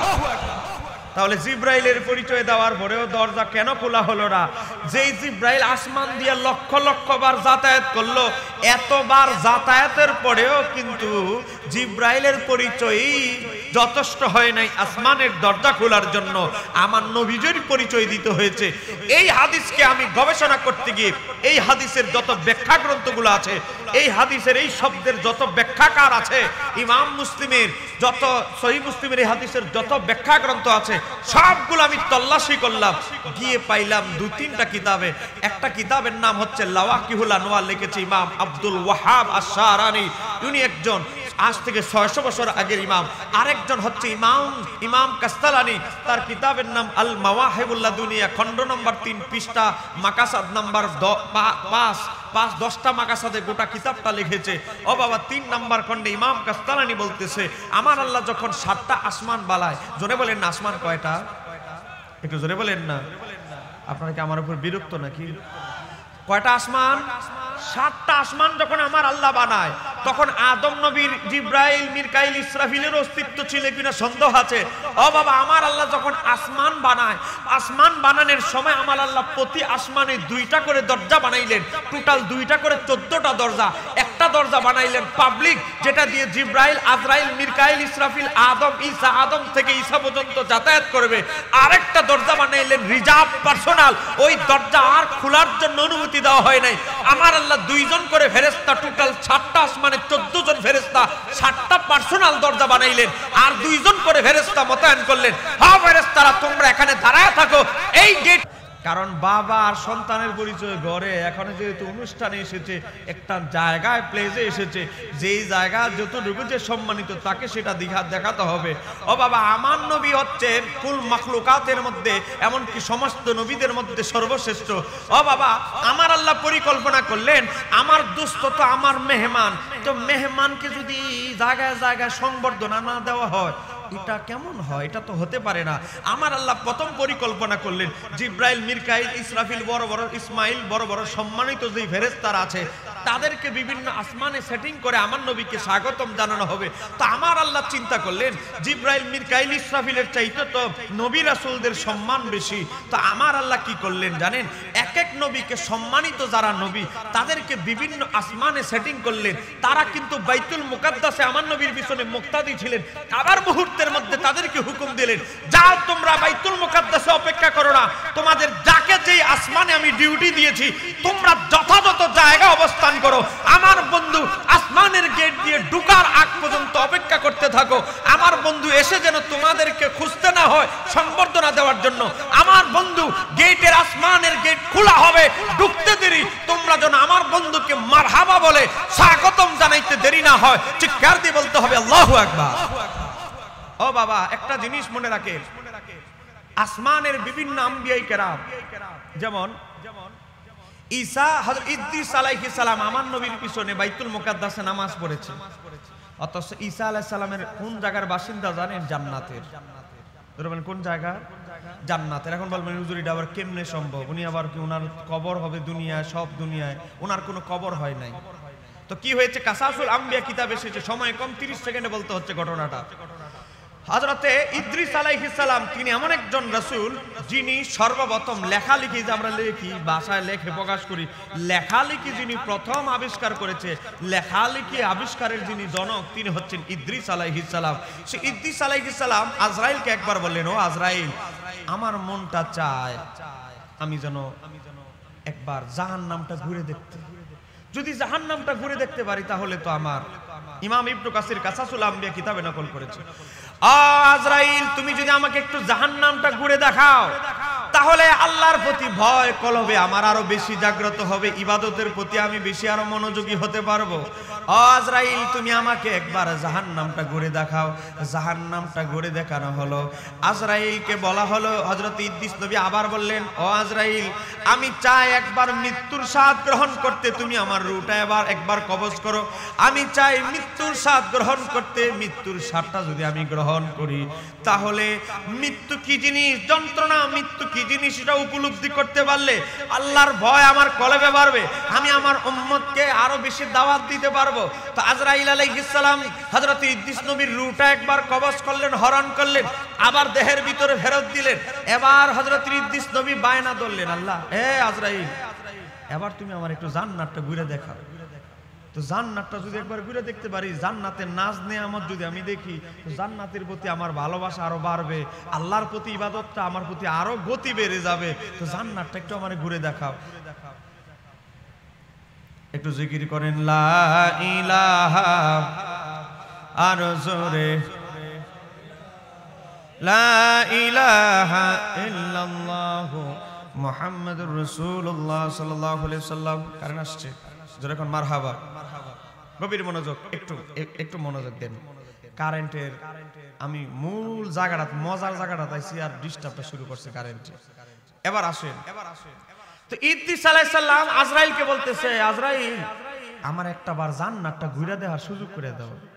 তো ইদ্রিস আলাইহিস সালামকে একটা শর্ত দিলেন, একটা শর্তে আমি রাজি। শর্তটা কি? আপনি কিন্তু আবার জান্নাতের আরামায়েশ নাজ নিয়ামত দেখে আবার আমার ওয়াদা ভুলে যাবেন না। আপনি কিন্তু জান্নাত থেকে বের হয়ে আবার আমার কাছে আসতে হবে। কাজটা ওয়াদা দিলাম। তো জান্নাতে ঘুরতে ঘুরতে ইদ্রিস আলাইহিস সালাম জান্নাতের মায়ায় পড়ে গেছে, বের হওয়ার চিন্তা ভুলে গেছে। তারপরে বলে, আমি তো ওয়াদা দিয়েছি, যাইতে হবে। ইদ্রিস আলাইহিস সালাম আজরাইলের কাছে জান্নাত থেকে বের হয়ে আজরাইলের সামনে আসলেন। আসার পরে একটা দৌড় দিলেন, দৌড় দিয়ে আবার জান্নাতের ভিতরে ঢুকে গেলেন। একটু জোরে করেন না সুবহানাল্লাহ। আজরাইল আলাইহিস সালাম বলে, এটা কেমন কাম করলেন? আপনি আমার সাথে ওয়াদা দিয়েছেন, আপনি জান্নাতে থাকবেন না, আমার কাছে আসবেন। হ্যাঁ, আপনি এখন জান্নাতের ভিতরে ঢুকে গেলেন, বের হচ্ছেন না, এটা আবার কেমন বায়না ধরলেন আপনি? বলে, আজরাইল, তুমি কি জানো না আমার আল্লাহ কোরআনুল কারীমে বলেছে, কুল্লু নাফসিন যায়িকাতুল মাউত, প্রত্যেক প্রাণী একবার মৃত্যুর স্বাদ গ্রহণ করতে হবে। আমি তো একবার মৃত্যুর স্বাদ গ্রহণ করছি, একবার তো মরছি। তো আল্লাহর কথাও বাণীও সত্য হইল। 2 নাম্বার হলো তোমারে ওয়াদা দিছি, তো ওয়াদাও তো আমি পালন করছি। আমি তো জান্নাত থেকে বের হয়ে তোমার কাছে আসছিলাম, ঠিক। আসার পরে, জান্নাত থেকে আসার পরে কতদিন তোমার সামনে দাঁড়ায় থাকবো, কত ঘন্টা, এটা তো ওয়াদা ছিল না। আমি তোমার সামনেও ঠিক আসছি, এখন আমি ওয়াদা পালন রক্ষা করেছি, আমি জান্নাতে ঢুকে গেলাম। একটু জোরে করেন আল্লাহু আকবার। এই ইদ্রিস আলাইহিস সালাম কিন্তু জান্নাতের বাসিন্দা, কিন্তু আমার নবীর পিছনে মুক্তাদি হওয়ার জন্য আমার আল্লাহ হুকুম করে দিলেন, এখন আর জান্নাত টাকা চলবে না, আমার বন্ধুর পিছনে মুক্তাদি হওয়ার জন্য বাইতুল মুকাদ্দাসে চলে যাও। এই ইদ্রিস এখন আর বাইতুল মুকাদ্দাসে যখন গেল, এরপরে ইদ্রিস আলাইহিস সালামকে বলতেছে, ইদ্রিস, এখন আর বাইতুল মুকাদ্দাসে দাঁড়ায় থাকার সময় নাই, চলে যাও চতুর্থ আসমানের দরজার পাশে, স্পেশাল যে দরজা, ওই দরজার গেটের পাশে দাঁড়ায় থাকো। আমার হাবিব আসতে দেরি, মারহাবা বলতে যেন দেরি না হয়, চিৎকার দিয়ে বলতে হবে আল্লাহু আকবার। অথচ এক এক নবীর পোস্টিং কিভাবে আমার আল্লাহ সেটিং করেছে। তাহলে আমার নবীকে আমার আল্লাহ মেরাজের রাতে কত ইজ্জত মর্যাদা দিয়েছে, আমি এটা কলমের ভাষায়, আমি হাজার হাজার পেজ দিল আমি ভাষায় প্রকাশ করতে পারবো না। এই কথা বলেন ঠিক কি না? বাবারা, আদম নবীর সাথে দেখা প্রথম আকাশে, দ্বিতীয় আকাশে হযরত ঈসা এবং ইয়াহিয়া নবীর সাথে দেখা, তৃতীয় আকাশে ইউসুফ নবী, চতুর্থ আকাশে ইদ্রিস নবী, পঞ্চম আকাশে হযরত হারুন, ষষ্ঠ আকাশে মূসা আলাইহিস সালাম, সপ্তম আকাশে গিয়ে ইব্রাহিম নবীর সাথে সাক্ষাৎ, 6 নম্বর আকাশে যখন গেলেন আমার নবী প্রত্যেকের কাছ থেকে শর্ট সময় বিদায় নিয়ে নিলেন। এখন মূসা আলাইহিস সালাম আর শর্ট সময় ওনার হয় না, উনি কয়, আপনার সাথে আমার কিছু কথা আছে। একটু জোরে কর না মারহাবা। ঠিক আছে, কথা থাকলে তাড়াতাড়ি কর, আমার উপরে যাইতে হবে। কথা হলো, আপনি একবার এক হাদিসে বলেছিলেন, এই ঘটনাটা আমি তাফসিরে রুহুল বায়ান থেকে বলছি, 5ম খণ্ড 321 পৃষ্ঠা, সূরা বনী ইসরাঈলের 1 নম্বর আয়াত, মেরাজের আয়াতের ব্যাখ্যা। এখন মূসা আলাইহিস সালাম বলতেছে, আপনি একবার ইরশাদ করেছেন একটা হাদিস, কই কি, যে আমার উম্মতের এমন কিছু আলেম হবে যারা জ্ঞানে বনি ইসরাইলের নবীদের মতো। তো নবীদের, আমার বনি ইসরাইলের নবীদের মতো আপনার জ্ঞান কেমনে হবে আপনার উম্মতের? এটা কি সম্ভব? তখন আমার নবী বলছে, আপনি কি প্র্যাকটিক্যাল দেখতে চান না আমার থেকে শুনতে চান? প্র্যাকটিক্যাল দেখতে চাই। প্র্যাকটিক্যাল হলেই তো ভালো, শোনারছে। ঠিক আছে। ও বাবা, আল্লামা ইসমাইল হাক্কি আল হানাফি, যিনি কাবা ঘরের হানাফি মাযহাবের মুসাল্লার ইমাম ছিলেন, ওসমানীয় সালতানাতের সবচেয়ে বড় মুফতির মধ্যে অন্যতম। এই যে দিরিলিস আর্তুকুল উসমান দেখেন, ওসমানীয় সালতানাতের ওনার যুগে সবচেয়ে বড় মুফতি ছিলেন দার্শনিক হযরত আল্লামা ইসমাইল হাক্কি রাহমাতুল্লাহ আলাইহি লেখেন, আমার আপনার নবী 6 নাম্বার আকাশে, আকাশ থেকে আঙ্গুল মোবারক ইশারা দিলেন, আঙ্গুল উঠায়া ইশারা দিতে দেরি আলমে আরোহা থেকে ইমাম গাজ্জালির রূহটা উপস্থিত হইতে দেরি না। আর একটু জোরে বলেন না। আমি যদি ভুল রেফারেন্স দিয়ে যাই, হুজুর আছে আমাদের জলিল শাহ হুজুরের নূর নবী বইটা পড়বেন, দেখবেন হুজুরের রেফারেন্স দিয়েছে। সময় কম, আমি জাস্ট পয়েন্টটা বলতেছি। ও বাবা, গভীরভাবে লক্ষ্য করেন তো, হযরতে ইমাম গাজ্জালি তো তখন আলমে আরোহার জগতে। আমার নবীজির এখানেও মুজিজা দেখাইলেন। হযরতে ইমাম গাজ্জালিকে একটা মিসালি সুরত দিলেন, মানবের আকৃতি দান করে রূহটাকে উপস্থিত করলেন। হযরতে ঈসা আলাইহিস সালাম, হযরতে মুসা আলাইহিস সালাম যখন উপস্থিত, ইমাম গাজ্জালির রূহ যখন উপস্থিত, আমার নবী উপস্থিত, তিনজন। তখন আমার নবী বললেন, ও আল্লাহর নবী মুসা, আপনি আমার উম্মতের বিশিষ্ট জ্ঞানীদের যাদের কথা বলছি, সেই বিশিষ্ট জ্ঞানীদের একজন হলো এই বালক, এই লোক, সে জন্মগ্রহণ করবে পৃথিবীতে আসবে, আপনি তাকে ইন্টারভিউ নেন। একটু জোরে কন্যা সুবহানাল্লাহ। মুসা নবী নিতেছে আমার নবীর উম্মত হযরতে ইমাম গাজ্জালির রূহের সাথে ইন্টারভিউ হচ্ছে। তো হযরতে মুসা আলাইহিস সালাম প্রথমে জিজ্ঞেস করলেন, মা ইসমুকা, তোমার নাম কি? কার নাম জিজ্ঞেস করলেন? ইমাম গাজ্জালি। বলে, তোমার নাম কি? তখন ইমাম গাজ্জালি বলতেছে, আমার নাম আবু হামেদ গাজ্জালি, আমার বাবার নামে, আমার দাদার নামে, আমার দাদার বাবার নামে, আমার দাদার বাবার বাবার নামে, আমার দাদার বাবার বাবার বাবার নামে, 14 পুরুষের নাম এক নিঃশ্বাসে বলতে লাগলেন। হযরত মুসা আলাইহিস সালাম বলে, থামা থামা, হ্যাঁ তোমার বলছে, তোমার নাম কি? তুমি তোমার 14 পুরুষের নাম বলতেছো কেন? হযরতে ইমাম গাজ্জালির রূহ তখন জবাব দিল, যিনি 5ম শতাব্দীর মুজাদ্দিদ, গাজ্জালি মানে ছোট জিনিস নয় বাবা, 5ম শতাব্দীর মুজাদ্দিদ, 505 হিজরিতে ইন্তেকাল, যিনি এমন সাধনার জন্য 12 বছর জঙ্গলে রাস্তাঘাটে গবেষণা করেছেন। ইমাম গাজ্জালি 37 বার স্বপ্নে আল্লাহকে দেখেছেন। জোরে বলেন না, আরেকটু জোরে বলে। আগের গাজ্জালি পরের গাজ্জালির মধ্যে অনেক ডিফারেন্স। তো ইমাম গাজ্জালি রাহমাতুল্লাহ আলাইহি বলেন, আমার নবী যেহেতু উত্তর দিতে হুকুম দিয়েছে, এখানে বেয়াদবি হবে না, কারণ আপনি একজন নবী, আপনার সাথে উত্তর দেওয়া এটা বেমানান, কিন্তু নবীর যেহেতু আমার হুকুম আছে, উত্তর দিতে বাধা নাই। ইমাম গাজ্জালি উত্তর দিলেন, ও আল্লাহর নবী মুসা, আপনি যখন দুনিয়ার জীবনে ছিলেন, আমার আল্লাহ আপনাকে প্রশ্ন করেছিল, হে মুসা, তোমার হাতে কি? আপনি তো এক লাইনে উত্তর দিতে পারতেন, আমার হাতে লাঠি, কিন্তু আপনি উত্তর দিয়েছেন ঘুরায়া ফিরায়া, 14 লাইন বাড়ায়া। কি বলছেন? ওইটা লাঠি, এটা সাফ হয়ে যায়, এটা দিয়ে আমি দুম্বা খেদাই, এটা দিয়ে গিয়ে গাছের লতা পাতা ভারি দুম্বায় খাওয়ার জন্য, এটা ফেরাউনের জাদু খেয়ে ফেলে। কত ফজিলত লাঠির বর্ণনা করলেন। আল্লাহ প্রশ্ন করলো, তোমার হাতে কি মুসা? সূরা আরাফে দেখেন, আপনি এক লাইনে উত্তর দিয়ে দেন। আপনি এক লাইনে উত্তর না দিয়ে আল্লাহর আপনি 14 লাইন বাড়ায় উত্তর দিয়েছেন। তো আপনি যদি আল্লাহর এক সওয়ালে 14 লাইন বাড়ায় উত্তর দিতে পারেন, আমি মাত্র 13 লাইনে না বাড়ায় উত্তর দিছি, এটা অসুবিধার কি আছে? একটু জোরে কোনি। মুসা আলাইহিস সালাম আমার নবীর দিকে তাকায় মুস্কি এসে বলে, আমার আর বুঝার বাকি নাই, আপনার উম্মতের মধ্যে আমার আল্লাহ যে কত মেধাবী জ্ঞানী মানুষদেরকে আল্লাহ দান করেছেন। একটু জোরে বলতে হবে আল্লাহু আকবার। ও বাবা, আমার উম্মত, নবীর উম্মতের মধ্যে এমন উম্মত ছিল, হযরতে হারেসা রাদিয়াল্লাহু তাআলা যখন নামাজে দাঁড়াইতেন, আরশটা পর্যন্ত দেখতেন, জান্নাত জাহান্নাম পর্যন্ত দেখতেন। ইমাম তাবরানী আল মুআজামুল কবির হাদিস বর্ণনা করেছে। হুজুর আছে না নাই? আমার নবী ফজরের নামাজের পর যায় হযরতে হারেসাকে ডেকে বললেন, ও হারেসা, আজকে সকালটা কেমন হয়েছে? ইয়া রাসূলুল্লাহ, আজকের সকালটা হয়েছে আমার পরিপূর্ণ মুমিন অবস্থায়। কয় কেমন সকাল হয়েছে? কয় আমি যখন নামাজে দাঁড়াইলাম, আল্লাহ গোটা জান্নাত আমার সামনে তুলে ধরেছে, জাহান্নামের মধ্যে যে কাফেররা চেঁচামেচি করতেছি, এটাও আমি নামাজে দাঁড়ায় দেখতেছি, এমনকি আমি দাঁড়ায়া জমিনে দাঁড়ায়া আল্লাহর আরশটা পর্যন্ত দেখতে পাচ্ছি। একটু জোরে বলতে হবে আল্লাহু আকবার। এটাই হলো আমার নবীর সাহাবী, আমার নবীর উম্মতের পাওয়ার, যারা নামাজে দাঁড়াইলে আরশে আজিম পর্যন্ত দেখতে পায়। একটু জোরে কোন আল্লাহু আকবার। ও বাবা, আমার নবীর উম্মত হচ্ছে সর্বশ্রেষ্ঠ উম্মত, সর্বশ্রেষ্ঠ উম্মত। দুনিয়া তো যেমনি ভাবে সর্বশ্রেষ্ঠ, হাসরের ময়দানেও সর্বশ্রেষ্ঠ। হাসরের ময়দানে আমার আল্লাহ আমাদেরকে কেমনে সর্বশ্রেষ্ঠ প্রমাণ করবেন?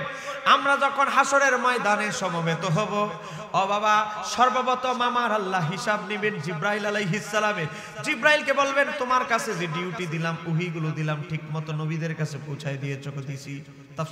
তাফসিরে দুরুল মানসুর থেকে বলছি, নবীদেরকে তোমার তলে চা সাক্ষী আনো। জিব্রাইল বলবেন, সব নবীরা আমার সাক্ষী। নবীরা বলবে, না, আমাদের কাছে ঠিকঠাক মতো দায়িত্ব পৌঁছাইছে। নাম্বার 2, এবার নবীদেরকে বলবে, নবীরা, তোমাদের কাছে যে আমি রিসালাতের দায়িত্ব দিয়েছিলাম, তোমরা কি ঠিকঠাক মতো পালন করছো? বলে নবীরা বলবে, ঠিকঠাক মতো পালন করছি। তাহলে সাক্ষী আনো। তখন নূহ আলাইহিস সালাম তার কওমের লোকদেরকে সামনে পাইবে, বলে, হে অমুক, ও বল্টু, এই এদিকে আস। আমার নাম নূহ, আমি আল্লাহর নবী নূহ। আমি যে তোমাদের 950 বছর দাওয়াত দিছি, একটু স্বীকার করো, আমি যে আমার দায়িত্ব পালন করছি।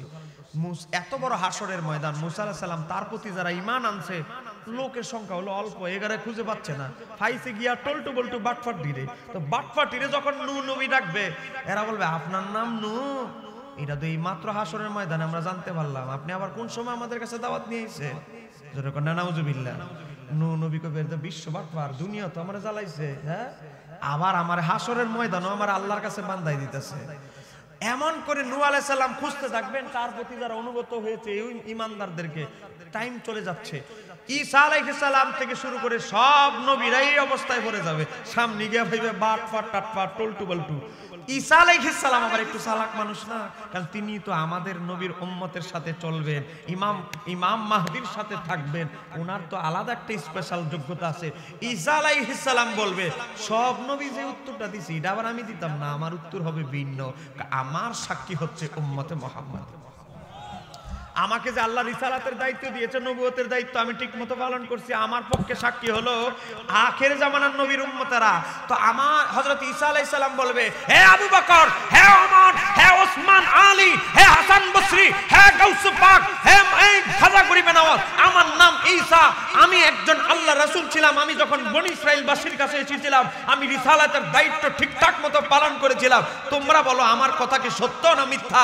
তখন আবু বকর সিদ্দিক, মাওলা আলী, হযরত ওমর, ওসমান, জিন্নুরাই, তারা বলবে, আপনার কথা 100% সঠিক, আপনি ঠিকঠাক মতো রিসালাতের দায়িত্ব পালন করেছেন। চিৎকার দিয়ে বলেন আল্লাহু আকবার। নূহ নবীকে বলবেন, হ্যাঁ নূহ নবী, আপনিও ঠিক মতো দায়িত্ব পালন করছেন। এখন নূহ নবীর জামানার বাটফার কাফিরগুলো আবু বকররে বলবো, হযরত আলীকে বলবে, হে আলী, আবু বকর তোমরা জানগো 9-10 হাজার বছর পরে দুনিয়াতে আইছো, কেমনে বুঝলা? হ্যাঁ, নূহ নবী যে আমাদের কাছে দাওয়াতটা দিচ্ছে, তোমরা তো আমাদের জামানার মানুষ না, কেমনে জানলা? তখন আবু বকর সিদ্দিক, মাওলা আলী সেরে কথা বলবে, বাটপারি বন্ধ কর, তোরা যে দুনিয়া তো বাটপার ছিলি, এটা আমরা কোরআন থেকে জেনেছি, নবীর হাদিস থেকে জেনেছি। চিৎকার দিয়ে বলতে হবে আল্লাহু আকবার। আমাদের সাক্ষীত উম্মত মুহাম্মাদীর সার্টিফাইয়ের কারণে সমস্ত নবীরা তারা যে তাদের রিসালাতের দায়িত্ব ঠিকঠাক মতো পালন করেছেন, তারা সেই সার্টিফাই হবেন উম্মত মুহাম্মাদীর সার্টিফিকেট দেওয়ার কারণে, সাক্ষী দেওয়ার কারণে। চিৎকার দিয়ে বলতে হবে আল্লাহু আকবার। সেই নবীর উম্মত হতে পারে আমরা খুশি না বেজার? যারা বলেন খুশি না বেজার? ও বাবা, গভীর মনোযোগ। আমার নবী সিদরাতুল মুনতাহায় চলে গেলেন। সময় কম, আমি শুধু আমার 20 মিনিট মূল আমাদের যে যুবকদের জন্য কিছু করণীয় কথা আমার বলতে হবে, জন্য আমি 5 মিনিটে শেষ করে দিচ্ছি। এবার আসেন গভীর মনোযোগ বাবা। আমার নবী যখন সিদরাতুল মুনতাহায় গেলেন, সিদরাতুল মুনতাহায় যাওয়ার পরে আন্নাহু লাম্মা ওয়াকাফা জিবরাইল আলাইহিস সালাম যখন সিদরাতুল মুনতাহায় চলে গেলেন, ক্বালা লাহু সাল্লাল্লাহু আলাইহি সাল্লামা, আমার নবী জিবরাইলকে বললেন, সিরাতে হালাবিয়া থেকে বলছি, খণ্ড নম্বর 1 565, দারুল কুতুব ইলমিয়া বৈরুত দেবাননের ছাপ। আমার নবী জিবরাইলকে বলতেছে, ও জিবরাইল, ফি মিসলি হাদাল মাকামি ইয়াতরুকাল খলিলু খলিলাহু। ও জিবরাইল, বন্ধুর উপমা কি এটা নাকি? বন্ধু তার গুরুত্বপূর্ণ সময়, বিপদের সময়, গুরুত্বপূর্ণ সময় বন্ধু বন্ধুকে ফেলে চলে যায়, এটা তো খলিলের বন্ধুর বৈশিষ্ট্য হতে পারে না। ও জিবরাইল, আমারে আগায় দিয়া সিদরাতুল মুনতাহায় তুমি চলে যাচ্ছ কেন? একটু ধরে বলেন না। আজকে এই হাদিস বললে আমাদের কিছু কথিত লামা যাবিরা মনে করে জাল হাদিস। এবার জাল হাদিসের জবাব দিতেছ, গভীর মনোযোগ। তখন হযরত জিবরাইল আলাইহিস সালাম বলতেছে, ইয়া রাসূলুল্লাহ, ইয়া রাসূলুল্লাহ, আমি জিবরাইল যদি প্রথম পর্দা, আমার সামনে যে পর্দা সিদরাতুল মুনতাহার প্রথম পর্দার কাছে যাই, কি হবে জানেন? উহতিরিকতু বিন্নারি, আমি জিবরাইল আলাইহিস সালাম আগুনে পুড়ে বাষ্প হয়ে যাব। চিৎকার দিয়ে বলতে হবে আল্লাহু আকবার। তাহলে জিবরাইল যেখানে নতুন প্রথম পর্দার কাছে গেলে বাষ্প হয়ে যাবে, নূরের ফেরেশতা জিবরাইল, সেখানে আমার নবী গিয়েছে। তাহলে জিবরাইলের নূর আমার নবীর নূর কি এক? জিবরাইলের সৃষ্টিগতভাবে মর্যাদা আমার নবীর সৃষ্টিগতভাবে মর্যাদা কি এক? তো জিবরাইল আলাইহিস সালাম তো আর যাইতে পারবে না, বেচারা তো শেষ স্টেশন। আমাদের যেমন স্টেশন হইল আখাউড়া, আখাউড়ার পরে আমরা ইন্ডিয়া যাইতে পারি না ভিসা পাসপোর্ট ছাড়া। ও বাবা, ভিসা পাসপোর্ট হইলেও যাওয়া যায়, কিন্তু জিবরাইলের এই জায়গায় ভিসা পাসপোর্টও চলে না। তো ফেরেশতাদের শেষ মঞ্জিল সিদরাতুল মুনতাহা। তা আমার নবী মহব্বত করে জিবরাইলকে বলতেছে, ওয়াকালান নবী সাল্লাল্লাহু আলাইহি ওয়াসাল্লাম, আমার নবী জিবরাইলকে বললেন, ইয়া জিবরাইল, ও ভাই জিবরাইল, হাল্লাকা মিন হাজাতি ইলা রাব্বিকা, আল্লাহর কাছে কি তোমার কোন হাজত আছে? কিছু থাকলে বলো, আমি এটা আল্লাহর কাছে গিয়ে বলবো। একটু জোরে বলেন। জিবরাইল আলাইহিস সালাম বলতে লাগলো, ইয়া রাসূলুল্লাহ, ইয়া হাবিবাল্লাহ, সময় কম, আমি শেষ করে দিচ্ছি দুইটা পয়েন্ট বলে। ইয়া রাসূলুল্লাহ, আল্লাহর কাছে আমার একটাই হাজত, হাসরের ময়দানে আমার আল্লাহ আমাকে যে পাখাগুলো দিয়েছে, আমি আল্লাহর কাছে একটাই আরজ, আপনি আল্লাহকে বলবেন আমার ডানার উপরে দৌড় দিয়ে যেন আপনার উম্মত জান্নাতুল ফিরদাউসে জান্নাতে চলে যায়। জোরে বলেন আল্লাহু আকবার। আমার ডানাগুলো যেন আপনার উম্মতের পারাপারের জন্য ব্যবস্থা করে দেওয়া হয়, এটাই আল্লাহর কাছে আরজি। চিৎকার দিয়ে বলতে হবে আল্লাহু আকবার। সিদরাতুল মুনতাহায় গিয়ে একটা ঘটনা ঘটেছে। ফেরেশতারা একটা মাসালা নিয়ে গন্ডগোল করতেছে, মালায় আলার ফেরেশতারা। এই পয়েন্টটা আসতেছে, কিন্তু এই ঘটনাটা সিদরাতুল মুনতাহায় ঘটেছে। তো ফেরেশতারা একজনে কয় না এটা উত্তম, এক দল ফেরেশতারা কয় এটা উত্তম। কোথায়? ফেরেশতাদের শেষ বর্ডার সিদরাতুল মুনতাহা। আমার নবী কিন্তু সঠিক উত্তরটা জানে। তা আমার নবী বলে, আমি হলো মেহমান তো রাস্তাঘাটে বেশি কথা বলা আদবের খেলাফ। আমার নবী চুপ করে রইলেন, আগাইতেছে সামনে। ও বাবা, আমার নবী প্রথম পর্দা থেকে চলে গেলেন। আজকে কিছু ওয়াহাবি লামাযাবিরা বলে জিবরাইল আলাইহিস সালাম নবীকে একা কখনোই ছাড়ে না, এটা অপ্রমাণিত। জোরে বলেন না নাউজুবিল্লাহ। তাদের উদ্দেশ্য কি জানেন? তাদের উদ্দেশ্য হচ্ছে আমার নবী আল্লাহকে দেখেছে, এটা যেন অপ্রমাণিত হয়, এটাকে যেন ইনকার অস্বীকার করা যায় কোন রকম নয় সই দিয়ে। ও বাবা, আমি কিতাবের নাম বলে দিচ্ছি, কিতাবটা এখানে আছে। আমি যদি ভুল কথা বলি, কিতাবটার বয়স কত দেখেন। কিতাবের নাম আল মুজামুল আওসাত। হুজুর ঠিক আছে? লেখক হলো ইমাম তাবরানী, ইন্তেকাল 360 হিজরি। 360 হিজরি বুঝেন, এখন 1442, মোটামুটি 1150 বছর আগের ইমাম তাবরানীর লেখা হাদিসের কিতাব আল মুজামুল আওসাত। জোরে কন্যা মারহাবা। এই কিতাবের মধ্যে এসেছে, হাদিস নাম্বার হচ্ছে 6407 নম্বর হাদিস। আমার নবীর সাহাবী হযরতে আনাস বলতেছে, জিবরাইলকে যখন নবী একা ছেড়ে দিলেন, জিবরাইল আলাইহিস সালাম তখন বলতেছিলেন, ইয়া রাসূলুল্লাহ, ইয়া হাবিবাল্লাহ, আমার থেকে আল্লাহর আরশে আজিমের যে দূরত্ব, যেই পর্দা, লাউ রাআইতু আদনাহা, আমি যদি প্রথম পর্দার কাছে অগ্রসর হই, তাকাইতে যাই, সামনে যাই, কি হবে জানেননি ইয়া রাসূলুল্লাহ? লাহতারাকতু, আমি আগুনে জ্বলে বাষ্প হয়ে যাব। জোরে কন্যা সুবহানাল্লাহ। এই একই হাদিস বর্ণনা করেছে আরেকজন সাহাবী হযরতে জুরারা ইবনে আওফা রাদিয়াল্লাহু তাআলা আনহু, আনি নবী সাল্লাল্লাহু আলাইহি সাল্লাম, তিনি আমার নবী থেকে বর্ণনা করেছেন। সে হাদিসটি এসেছে ইমাম বাইহাকির আল আসমা ও সিফাত 2 নম্বর খণ্ড 294 নম্বর পৃষ্ঠা 895 নম্বর হাদিস। তাহলে বোঝা গেল, তিনটা হাদিস থেকে আমরা বুঝতে পারলাম জিবরাইলকে ছাড়াই আমার নবী অগ্রসর হয়েছিলেন। জোরে বলেন ঠিক কি না? আমি কিন্তু শুরুতে বলেছি, এখন মেরাজ নামে বিশ্বাস করে বহু মৌলবী আছে, ওয়াহাবি বলেন, খারিজি বলেন, লাহাবি বলেন, যা আছে, কিন্তু মেরাজের হাকিকত শুধু তারা অস্বীকার করে। কথা কনা কেন? ঠিক কি না? এবার আসেন, আমার নবী সিদরাতুল মুনতাহার যখন শেষ প্রান্তে চলে গেলেন, বাক সিদরাতুল মুনতাহা শেষ করে 69,999টা পর্দা চলে গেলেন, বাকি আছে একটা। জোরে কন্যা কয়টা? একটা পর্দা যখন বাকি আছে, একটা পর্দা যখন বাকি আছে, সব পর্দা যখন শেষ, একটা পর্দা যখন বাকি আছে, আমার আল্লাহ তার বন্ধুকে বললেন, কিফ, হে আমার হাবিব, হো আমার বন্ধু, আপনি এখানেই থেমে যান, আপনার রব এই মুহূর্তে আপনার প্রতি দরুদ পড়তেছে। একটু জোরে বলেন না। আমার আল্লাহ তার হাবিবকে বললেন, আপনি অগ্রসর হন, আপনি আমার অগ্রসর হন। কোরআনের ভাষায় কি এসেছে? কোরআনের ভাষায় এসেছে সুম্মা দানা ফাতাদাল্লাহ, কোরআনের ভাষায় এসেছে আমার নবী আল্লাহর নিকটবর্তী হলেন। কোরআনের ভাষায় এসেছে কতটুকু নিকটবর্তী হলেন? সূরা নাজমের 10 নম্বর আয়াতে বলছে ফাকানা কাবা কাউসাইনি আও আদনা, দুই ধনুক। ও বাবা, এরপরে বলছে আও আদনা, তার চেয়ে আরো নিকটে গেলেন। এটা হলো কোরআনের ভাষ্য। তিরমিজি শরীফের ভাষ্য কি জানেননি? যে হাদিসটিকে ইমাম তিরমিজি হাসান সহিহ বলেছে, তো তিরমিজি শরীফের ভাষ্য সাহাবীর নাম আব্দুর রহমান ইবনে আইশ থেকে বর্ণিত, সেখানে এসেছে ও বাবা ওই যে মালায় আলার সিদরাতুল মুনতাহার ফেরেশতাদের যে বর্ডার, এখানে যে ফেরেশতারা একটা মাসালা নিয়ে তর্ক করছে, আমার আল্লাহ তার বন্ধুকে বলছে ও বন্ধু, মালায় আলার ফেরেশতারা কি মাসালা নিয়ে বিতর্ক করছে? তাকবীর দেন।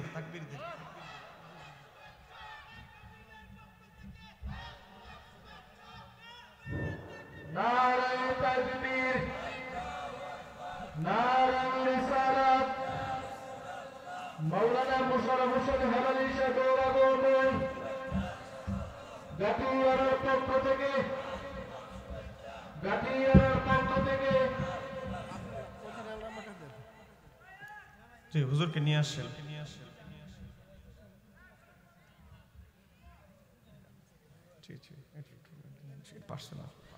সবাই বলেন মারহাবা। হুজুরকে নিয়ে আসেন। আজকের মাহফিলের সম্মানিত প্রধান আলোচক, আন্তর্জাতিক স্কলার, আমার শ্রদ্ধেয় বড় ভাই আল্লামা মোহাম্মদ মোশাররফ হোসেন হেলালি সাহেব চলে এসেছেন। জোরে বলেন মারহাবা, আরো জোরে বলেন মারহাবা। বাইরে যারা আছেন, আমার বড় ভাইয়ের যারা আশেক আছেন, আর বাইরে না বসে কষ্ট করে প্যান্ডেলে আসেন। এবার আসেন।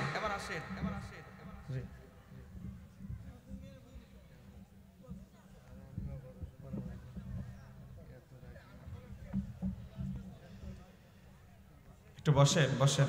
এই ভাই বসেন। ও বাবা, গভীর ওই যে কথা বলছিলাম, ফেরেশতারা একটা মাসালা নিয়ে বিতর্ক করতেছে।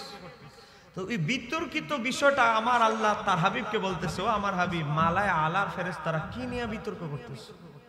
আচ্ছা বলেন, আমার আল্লাহ জানে কি জানে না? আমি কিন্তু ইমাম তিরমিজির হাদিস থেকে বলছি। ইমাম তিরমিজি হাদিসটিকে হাসান সহিহ বলেছে, মেশকাতে মসজিদ অধ্যায়ে এসেছে। এখন ওয়াহাবিদের মতো যদি যুক্তি দেই যে আল্লাহ তো গায়েব জানে, আলিমুল গায়েব, তো আল্লাহ আজকে ওয়াহাবিরা কি যুক্তি দেয়? কোন নবী যদি গায়েব জানতো, উহুদের ময়দানে যে ওনার দুইটা দাঁত মোবারক সই দিব, জানি না গেল কেন? কথা কোন বলে কি বলে না? তো এখন আমরা যদি প্রশ্ন করি, মেরাজের রাতে নবীকে যখন আমার আল্লাহ নবীর দরবার, আল্লাহর দরবারে আমার নবী গেলেন, আমার আল্লাহ প্রশ্ন করলেন, ও আমার হাবিব, মালায় আলা ফেরেশতারা কি মাসালা নিয়ে বিতর্ক করতেছে? আমার নবী কি উত্তর দিয়েছে জানেন? হিকমতে বলতেছে আল্লাহু আলামু, আমার আল্লাহই তো ভালো জানে। কথা কোন না ঠিক কি না? আমার আল্লাহ জানে কি জানে না, কিন্তু আমার আল্লাহর ইরাদা হলো তার হাবিব বলো। ও বাবা, তো একই প্রশ্ন তিনবার করার পরে আমার নবী একই উত্তর যখন দিলেন, তিরমিজির রওয়ায়াতে এসেছে আমার আল্লাহ তার কুদরতি হাত আমার নবীর বাম দুধের দুই আঙ্গুল নিচে কলবের মধ্যে হাত রাখলেন। মেরাজ থেকে আসার পরে আমার নবী এটাও বলেছেন, আমার আল্লাহর কুদরতি হাতের ছোঁয়া, ঠান্ডা যে শীতলতার অনুভব, আমি সেই শীতলতার অনুভব এখনো অনুভব করছি। চিৎকার দিয়ে বলতে হবে আল্লাহু আকবার। ও বাবা, তারপরে আমার নবী উত্তর দিয়েছেন। এখন আসেন, যেই কথা বলতেছিলাম, তাহলে আমরা আহলে সুন্নাত ওয়াল জামাতের একটা আকীদা। তো আকীদাটা কি? আকীদা হচ্ছে আমার নবী সশরীরের মেরাজ হয়েছে, চোখে আল্লাহকে দেখেছে। এই কথা বলেন ঠিক কি না? এই আকীদা আপনাদের আছে না নাই? এ বাবা, আকীদা শুদ্ধ না করলে, কপাল কালো করলে কোনো লাভ হবে না। আপনি নামে নবীর মেরাজ মানেন, মেরাজের যে হাকিকত, মেরাজের যে ঘটনা বলি, মেরাজে আমার আল্লাহ যে নবীকে কি কি মর্যাদা দিয়েছে এগুলো মানেন না, নামে মাত্র মেরাজ মানেন, তাহলে এটা কি মানা হলো? এটা তো মানা হলো না। এবার আসেন, আজকে দেখেন বলতেছেন নবী আল্লাহকে দেখে নাই, অথচ জগৎ বিখ্যাত হাদিসের কিতাব মুসনাদে আহমদের মধ্যে 2580 নম্বর হাদিস, আন ইবনে আব্বাস রাদিয়াল্লাহু তাআলা আনহুমা ক্বালা ক্বালা রাসূলুল্লাহ সাল্লাল্লাহু আলাইহি ওয়াসাল্লাম, আমার নবী তার নুরানি জবানে বলছে, রুআইতু রাব্বি আযজা ওয়া জাল্লা, আমি আমার রবকে রুআইতু, দুই নয়নের চোখ দ্বারা দেখেছি। জোরে বলেন আল্লাহু আকবার। নবী বলে, আল্লাহরে আমি দেখছি। তাহলে গোটা পৃথিবীর যত মৌলবী একসাথে হইলো কি আমরা কি নবীর কথা শুনবো না মৌলবীদের কথা? জোরে বলেন কার কথা? এই যে একটু আগে দেখাইলাম ইমাম জালালউদ্দিন সুয়ুতির আল খাসায়েসুল কুবরা, এই উনার কিতাব কওমি মাদ্রাসা পড়ানো হয়, উনার কিতাবের নামে একটা ক্লাসের নাম আছে জালালাইন। বাবা, আলিয়া মাদ্রাসায় ফাজিল ক্লাসে ওনার কিতাব পড়ানো হয় জালালাইন। আলিয়া মাদ্রাসার তাফসীর বিভাগে ওনার উলুমুল কোরআন বিষয় কিতাব আল ইতকান পড়ানো হয়। আহলে হাদিসদের বিশ্ববিদ্যালয় হাদিস ডিপার্টমেন্টে ওনার উসুলে হাদিসের কিতাব তাদরিবুর রাবি পড়ানো হয়। কওমি মাদ্রাসায় আলিয়া, সুন্নি, আহলে হাদিস, শিয়া সকল মাযহাবের জায়গা যাদের কিতাব পড়ানো হয় তার নাম হচ্ছে ইমাম জালালউদ্দিন সুয়ুতি। সেই ইমাম সুয়ুতি উল্লেখ করতেছেন ওয়াখরাজা বাজ্জার, ইমাম বাজ্জারের বরাতে হাদিস বর্ণনা করছেন। তিনি তাবি কাতাদা থেকে, কাতাদা হযরতে আনাস থেকে, তিনি বলছেন হযরতে আনাস বলতেছেন, হযরত আনাসকে ছোটখাটো সাহাবী নয়, যিনি আমার নবীর একাধারে 10 বছর খেদমত করেছে, সে হযরতে আনাস বলতেছে আন্না মুহাম্মাদান সাল্লাল্লাহু আলাইহি ওয়াসাল্লাম, নিশ্চয়ই মুহাম্মদ সাল্লাল্লাহু আলাইহি ওয়াসাল্লাম রা, আরে বাবা এটা অন্তরচক্ষু না, বলতেছে রা নিজের চর্মচক্ষে দেখেছেন, রা রব্বাহু আজ্জা ওয়া জাল্লা, তিনি তার রবকে 2 নয়নের চোখ দ্বারা দেখেছেন। ওরে বাবারে, 10 বছর যিনি আমার নবীর ওযুর পানি আগায় দিল, খাদেম খেদমত করলো, সে আনাস বুঝলো না কোনটা সহি আকীদা, নবী আল্লাহকে দেখছে কি দেখছে না। আর আজকে আপনাদের ব্রাহ্মণবাড়িয়াতে কিছু বক্তা কসবায় আশেপাশে আহলে হাদিসরা এসে ভারত থেকে এসে বিভিন্ন জায়গা থেকে এসে লেকচার মারে নবী আল্লাহকে দেখে নাই, এটাই নাকি বিশুদ্ধ আকীদা। সাহাবী বুঝলো না 10 বছরের খেদমত করে হযরতে আনাস কোনটা বিশুদ্ধ আকীদা, এই মোল্লা বুঝে গেছে। এমন মৌলবী আছে না নাই? ধরে বলেন আছে না নাই? তারপরে দেখেন হাদিস দেখাইলাম একটা, আমি আলোচনা শেষ, হাদিস দেখাচ্ছি আরেকটা। দেখেন ইমাম সুয়ুতি তার আল খাসায়েসুল কুবরা কিতাবের প্রথম খণ্ডের পৃষ্ঠা নাম্বার 286, হুজুর ঠিক আছে, 286 নাম্বার পৃষ্ঠা দেখেন। তারপরে 285 নাম্বার পৃষ্ঠা হাদিস নাম্বার 911, ইমাম তিরমিজি, ইমাম জালালউদ্দিন সুয়ুতি বলতেছে ওয়াখরাজা আহমদ, ইমাম আহমদ হাদিসটি নকল করেছেন কি বিসনাদে সহি সনদে। আজকের মাহফিলের প্রধান আলোচক আল্লামা মোশাররফ হোসেন হেলালি হুজুর আছে, হুজুরও যারা দেখতেছে, হুজুর সহি শব্দটা আছে, সহি শব্দটা আছে সহি সনদে। আন ইবনে আব্বাসিন ক্বালা রাসূলুল্লাহ সাল্লাল্লাহু আলাইহি ওয়াসাল্লাম, আমার নবী নুরানি জবানে ইরশাদ করতেছে, কি ইরশাদ করতেছে, রুআইতু, আমি দেখেছি, রব্বি আজ্জা ওয়া জাল্লা, আমি আমার রবকে রুআইতু, আমার এই 2 নয়নের চোখ দ্বারা দেখেছি। তাহলে আজকে যত মৌলবী আছে ইজিদি মৌলবীরা কিন্তু আমার নবীর মেরাজ আল্লাহকে দেখা অস্বীকার, যদি একজোট হয়েও বলে আমার নবীকে নবী মেরাজে আল্লাহকে দেখে নাই, তাহলে ইজিদি মৌলবীদের কথা শুনবা না নবীর কথা? যারা বলেন কার কথা? নবীর কথা। আমি সর্বশেষ, আমাকে বিশেষ ছাড়তে বলা হয়েছে, আমি বিশেষ ছেড়ে দিচ্ছি। দেখেন আজকে আমাদের এই ব্রাহ্মণবাড়ি অঞ্চলে ভাইরাস ঢুকে গেছে, ভাইরাসের নাম হলো আহলে হাদিস, কথা কর না ঠিক কি না? এই ভাইরাসটা 2 ভাবে ছড়ায়। 1 নাম্বার হইলো প্রবাসীদের মাধ্যমে, এরা গেছে সৌদি আরবে লেবারের কাজ করতো, দেশে আইসা হুজুরে কয় খতিব রে, আরে মিয়া আপনি কি নামাজ পড়েন? নামাজ তুমি আপনার এগুলো হয় না, হ্যাঁ এগুলো কি নামাজ পড়েন, তো কেমনে পড়তে হবে? নামাজ তো পড়তে হবে এমনি, কথা কর না কেন? এই গ্রুপ আছে না নাই? ও বাবা, আমার আল্লাহ, আমি হাফেজ শব্দের আছে সূরা বাকারাতে, আমার আল্লাহ বলতেছে অকৌমু লিল্লাহি কানিতিন, তোমরা নামাজে দাঁড়াও বিনয়বত, বিনয় সহকারে। আর হ্যাঁ এমনি ভাবে দাঁড়াইছে মানে কুস্তি খেলবো, কথা কর না ঠিক কি না? বিনয় সহকারে দাঁড়ায় আমরা ডান হাতকে বাম হাতের উপরে রেখে তাহতা সুরাতিন নাবির নিচে হাত বেঁধে গাঁটটাকে নিচু করে গোলামের মতো বিনয়ের মতো আমরা দাঁড়াই, যেটা আমার আল্লাহ কোরআনে সূরা বাকারায় বলেছে। ও বাবা, তারপর এখানে শেষ নয়, এরপরে এখানে শেষ নয়। এই লামাযাবিদের সাথে আকীদাগতভাবে আমাদের ৯৯টা পার্থক্য। তার আমার নবী হায়াতুন নবী মানে না, উসিলাকে শিরিক বলে, হায়াতুন নবীকে শিরিক বলে, তারপরে নবীকে আমাদের মতো মানুষ বলে, মাটির মানুষ বলে না, নাউজুবিল্লাহ। আর ঈদে মিলাদকে মেলমেগায় এগুলো তো বহু আগেই এরা অবস্থা খারাপ। এতদিন তারা বলেছে জানাজার পরে দোয়া ইবাদত, এখন কি বলে দেখেন আব্দুর রাজ্জাক বিন ইউসুফ তার বইয়ে, ও বাবা 315 পৃষ্ঠায় লিখতেছে দাফনের পরে মুনাজাত করা যাবে না, দাফনের পরে করা যাবে না। আচ্ছা এর পরে করতে পারবো কিনা? মা বাবা মারা গেলে 1 মাস 2 মাস পরে, তখনও কি কবরস্থানে গিয়ে সূরা ইয়াসিন বা কোরআন তেলাওয়াত করেও দোয়া করা যাবে না? চিন্তা করে, দাফনের পরেও বেলে করতাম না, পরে গিয়া মা বাবার কবরে সূরা ফাতিহা ক্লাস করে কোরআন তেলাওয়াত করে দোয়া করবে, ফিডাও বেলে পারতাম না। তো পারতাম না কি? দোয়া বেদাত বলতে বলতে কিছুদিন পরে ফতোয়া দিবে একটা, বাকি আছে একটা, কি জানে? কিছুদিন পরে বলবে দোয়া বলতে ইসলামী কিছু নাই, কথা কর না ঠিক কি না? এটার অপেক্ষায় আমরা আছি। আজকে এই লামাযাবিদের চক্রান্ত হচ্ছে আমার নবীর শত শত সুন্নতকে জবে করে দেওয়া। তাদের 3টা মিশন। 1 নাম্বার মিশন হচ্ছে মানুষদেরকে বিভ্রান্ত করা, তাদের মতের বাইরে যারা আছে তাদেরকে অমুসলিম ঘোষণা করা। 2 নাম্বার হচ্ছে আমার নবীর সুন্নতগুলোকে বেদাত প্রতিষ্ঠা করা। প্রতিষ্ঠিত সুন্নত তা আবার যেমন টুপি পরা আমার নবীর সুন্নত। আজকে এই আহলে হাদিস আব্দুর রাজ্জাক বিন ইউসুফ তার বইয়ের রাসূল সাল্লাল্লাহু আলাইহি সাল্লামের সালাত বইয়ের 140 পৃষ্ঠা লেখে রাসূল সাল্লাল্লাহু আলাইহি সাল্লাম টুপি মাথায় দিয়ে সালাত আদায় করতেন, তার কোনো প্রমাণ নেই। একটু জোরে কর না। এই যে টুপি মাথা দিয়েছেন আমাদের হেলালি ভাই আসছে, আমি আসছি, হায় হায় রে, এই হুজুরের মতো আমাদের টুপি মাথার দেওয়া সবটি আডি অবসর, কারণ নবীজি জীবনে টুপি পরে নাই। তা আপনারা বলেন এই ফতুয়ার সাথে কি আপনারা একমত? তাদের সর্বশেষ ভয়ঙ্কর ফতুয়া কি জানেন? তাদের মতে আমাদের নামাজ নামাজ নয়, তাদের নামাজটাই খালি নামাজ। এ দেখেন মুজাফফর বিন মহসিন, বইয়ের নাম জাল হাদিসের কবলে রাসূলুল্লাহর সালাত, পৃষ্ঠা নাম্বার 28, আমি যদি ভুল কথা বলি প্রধান বক্তা আছে, লিখতেছে বর্তমান সমাজে, মানে আমরা যারা হানাফি, বর্তমান সমাজে যে সালাত প্রচলিত আছে তা জাল ও জয়ীফ হাদিস ভিত্তিক বানোয়াট সালাত।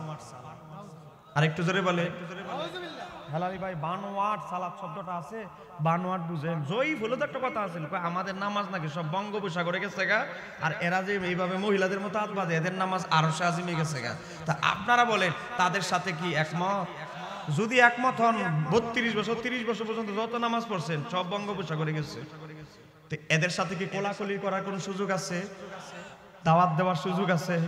সাবধান, এই ফিতনা থেকে সাবধান। আজকের ময়দান থেকে আমি একটা জিনিস আপনাদেরকে আশ্বস্ত করতে চাই, আমি একজন ছোট মানুষ, কোন লামাযহাবী ছেলে যদি বড় গলায় কথা বলে তাকে একটা কথা দাওয়াত দিবেন, তোমার হুজুর যদি এতই বেশি বুঝে তোমাকে 2টা দাওয়াত। 1 নাম্বার দাওয়াত হলো শাহজালাল ইয়ামানির নামাজ আদায় করে পদ্ধতিতে যদি শাহজালাল ইয়ামানির দেখানো ইসলাম শিখে যদি আমরা ভুলে থাকি, তো শাহজালাল ইয়ামানি তো নামাজের মুসল্লা দিয়ে সুরমা নদী পার হয়ে চলে গেছে, তো তোমার হুজুর রে বড় শায়েখ যদি এতই বেশি বুঝে, ওনার একটা নামাজের মুসল্লা দিব, একটা পুকুরের এই পারে দাঁড়া করে দিবে, এই পার থেকে যদি এই পার নামাজের মুসল্লাটা যাইতে পারে, শাহজালাল ইয়ামানির ইসলাম শিখানো ইসলাম বাদ দিয়া তোমার হুজুরের ইসলাম গ্রহণ করব।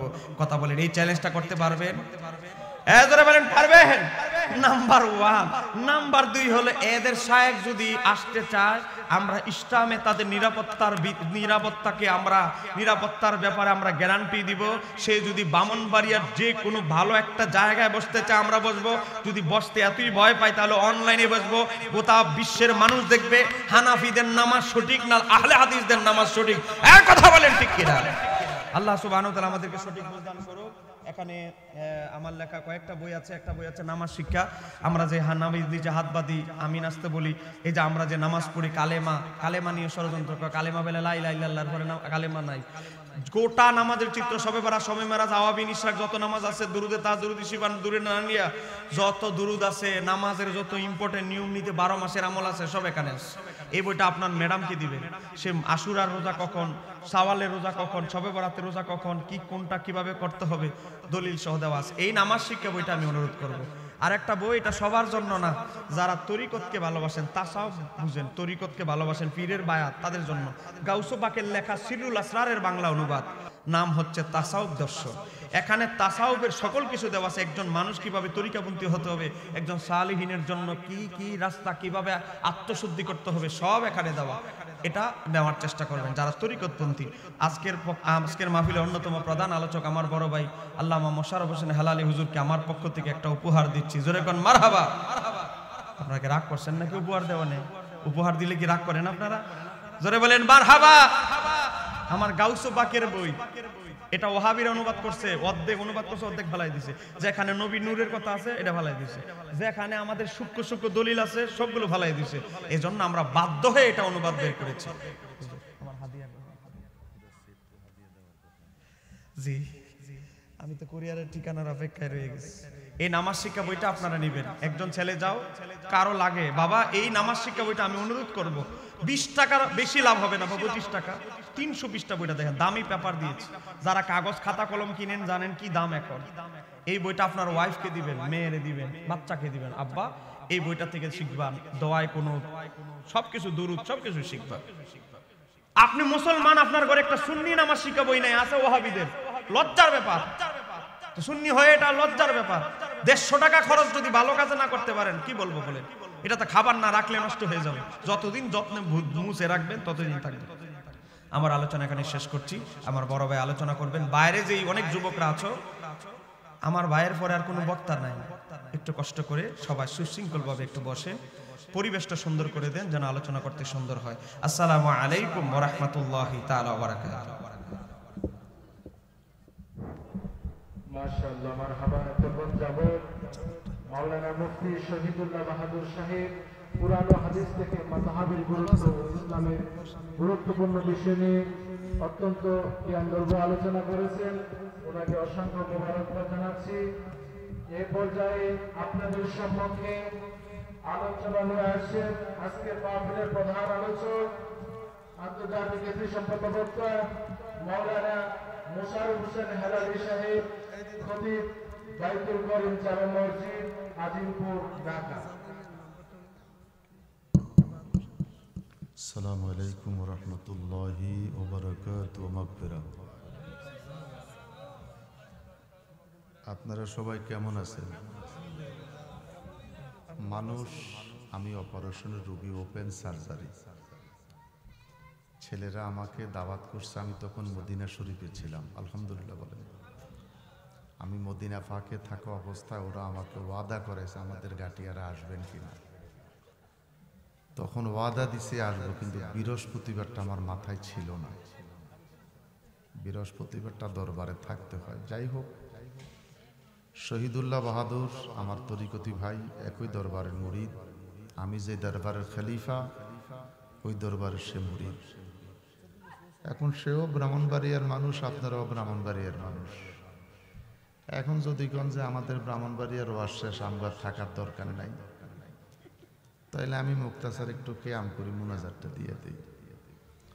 আগামীকাল জুমাটা পড়াতে হবে। আমি এই 32 বছর আজিমপুর জুমা পড়াচ্ছি।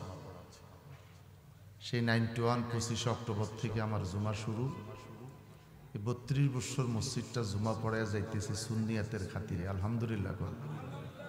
যদি কিছু সময় থাকবেন বলেন তাহলে একটু কথা বলবো, আর না হলে কষ্ট দেয়া লাভ নাই। সকালে ফজরের নামাজটা পড়ব, জুমার নামাজ। তার কারণ ফজরের সময় কোনো কাজ নাই, অফিস আদালত নাই, ব্যবসা বাণিজ্য নাই, এরপরও ফজরে মুসল্লি নাই। জুমার সময় কিন্তু মুয়াজ্জিনের প্রায় শুক্রবারেই মুয়াজ্জিনের চাকরি চলে যায়। আসরের সময় মুয়াজ্জিনের চাকরিটা আবার ঠিক হয়। মুসল্লিরা রমজানে তো প্রতি জুমাতেই মুয়াজ্জিনের চাকরি 3 বার যায়। দোহে এটা অনুবাদ বের করেছে। জি, আমি তো কুরিয়ারের ঠিকানার অপেক্ষায় রয়ে গেছি। এই নামাজ শিক্ষা বইটা আপনারা নেবেন। একজন ছেলে যাও, কারো লাগে বাবা এই নামাজ শিক্ষা বইটা, আমি অনুরোধ করব 20 টাকার বেশি লাভ হবে না, 25 টাকা 300 পৃষ্ঠা বইটা দেখেন, দামি পেপার দিয়েছি। যারা কাগজ খাতা কলম কিনেন জানেন কি দাম এখন। এই বইটা আপনার ওয়াইফকে দিবেন, মেয়েরে দিবেন, বাচ্চাকে দিবেন। আব্বা এই বইটা থেকে শিখবা, দোয়ায় কোনো সবকিছু দুরূদ সবকিছু শিখবা। আপনি মুসলমান, আপনার ঘরে একটা সুন্নি নামাজ শিক্ষা বই নাই, আছে ওয়াহাবিদের। লজ্জার ব্যাপার। সুন্নি হয়ে এটা লজ্জার ব্যাপার। 150 টাকা খরচ যদি ভালো কাজে না করতে পারেন কি বলবো বলেন? এটা তো খাবার না রাখলে নষ্ট হয়ে যাবে। যতদিন যত্নে মুছে রাখবেন ততদিন থাকবে। আমার আলোচনা এখানে শেষ করছি। আমার বড় ভাই আলোচনা করবেন। বাইরে যেই অনেক যুবকরা আছো, আমার ভাইয়ের পরে আর কোনো বক্তা নাই। একটু কষ্ট করে সবাই সুশৃঙ্খল ভাবে একটু বসে পরিবেশটা সুন্দর করে দেন যেন আলোচনা করতে সুন্দর হয়। আসসালামু আলাইকুম ওয়া রাহমাতুল্লাহি তাআলা ওয়া বারাকাতুহু। মাশাআল্লাহ, মারহাবা। তখন যাব মাওলানা মুফতি শহীদুল্লাহ বাহাদুর সাহেব পুরানো হাদিস থেকে মাযহাবের গুরুত্ব, ইসলামের গুরুত্বপূর্ণ বিষয় নিয়ে অত্যন্ত জ্ঞানগর্ভ আলোচনা করেছেন। ওনাকে অসংখ্য মোবারকবাদ জানাচ্ছি। এই পর্যায়ে আপনাদের সম্মুখে আলোচনা নিয়ে আসছেন আজকের মাহফিলের প্রধান আলোচক, আন্তর্জাতিক ইসলামী সম্পর্ক বক্তা মাওলানা মোশাররফ হোসেন হেলালি সাহেব, খতিব বাইতুল করিম জামে মসজিদ, আজিমপুর, ঢাকা। আসসালামু আলাইকুম ওয়া রাহমাতুল্লাহি ওয়া বারাকাতুহু ওয়া মাগফিরাত। আপনারা সবাই কেমন আছেন? মানুষ, আমি অপারেশনের রোগী, ওপেন সার্জারি। ছেলেরা আমাকে দাওয়াত করছে, আমি তখন মদিনা শরীফে ছিলাম। আলহামদুলিল্লাহ বলেন। আমি মদিনা ফাঁকে থাকা অবস্থায় ওরা আমাকে ওয়াদা করেছে আমাদের গাটিয়ারা আসবেন কিনা। তখন ওয়াদা দিছে আসবো, কিন্তু বৃহস্পতিবারটা আমার মাথায় ছিল না। বৃহস্পতিবারটা দরবারে থাকতে হয়। যাই হোক, শহীদুল্লাহ বাহাদুর আমার তরিকতি ভাই, একই দরবারের মুরিদ। আমি যে দরবারের খলিফা, ওই দরবারের সে মুরিদ। এখন সেও ব্রাহ্মণবাড়িয়ার মানুষ, আপনারাও ব্রাহ্মণবাড়িয়ার মানুষ। এখন যদি কোন যে আমাদের ব্রাহ্মণবাড়িয়ার ওয়াজ শেষ, আমরা থাকার দরকার নাই, তাইলে আমি মুক্তাসার একটু কেয়াম করি, মুনাজারটা দিয়ে দিই। আগামীকাল জুমাটা পড়াতে হবে। আমি এই 32 বছর আজিমপুর জুমা পড়াচ্ছি। সেই 91 25 অক্টোবর থেকে আমার জুমা শুরু। এই 32 বছর মসজিদটা জুমা পড়ায় যাইতেছে সুন্নিয়াতের খাতিরে। আলহামদুলিল্লাহ। যদি কিছু সময় থাকবেন বলেন, তাহলে একটু কথা বলবো, আর না হলে কষ্ট দিয়ে লাভ নাই। সকালে ফজরের নামাজটা পড়বো, জুমার নামাজ।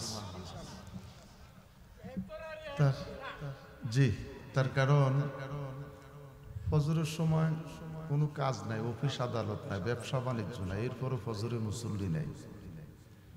জুমার সময় কিন্তু মুয়াজ্জিনের প্রায় শুক্রবারেই মুয়াজ্জিনের চাকরি চলে যায়। আসরের সময় মুয়াজ্জিনের চাকরিটা আবার ঠিক হয়, মুসল্লিরা। রমজানে তো প্রতি জুমাতেই মুয়াজ্জিনের চাকরি 3 বার যায়।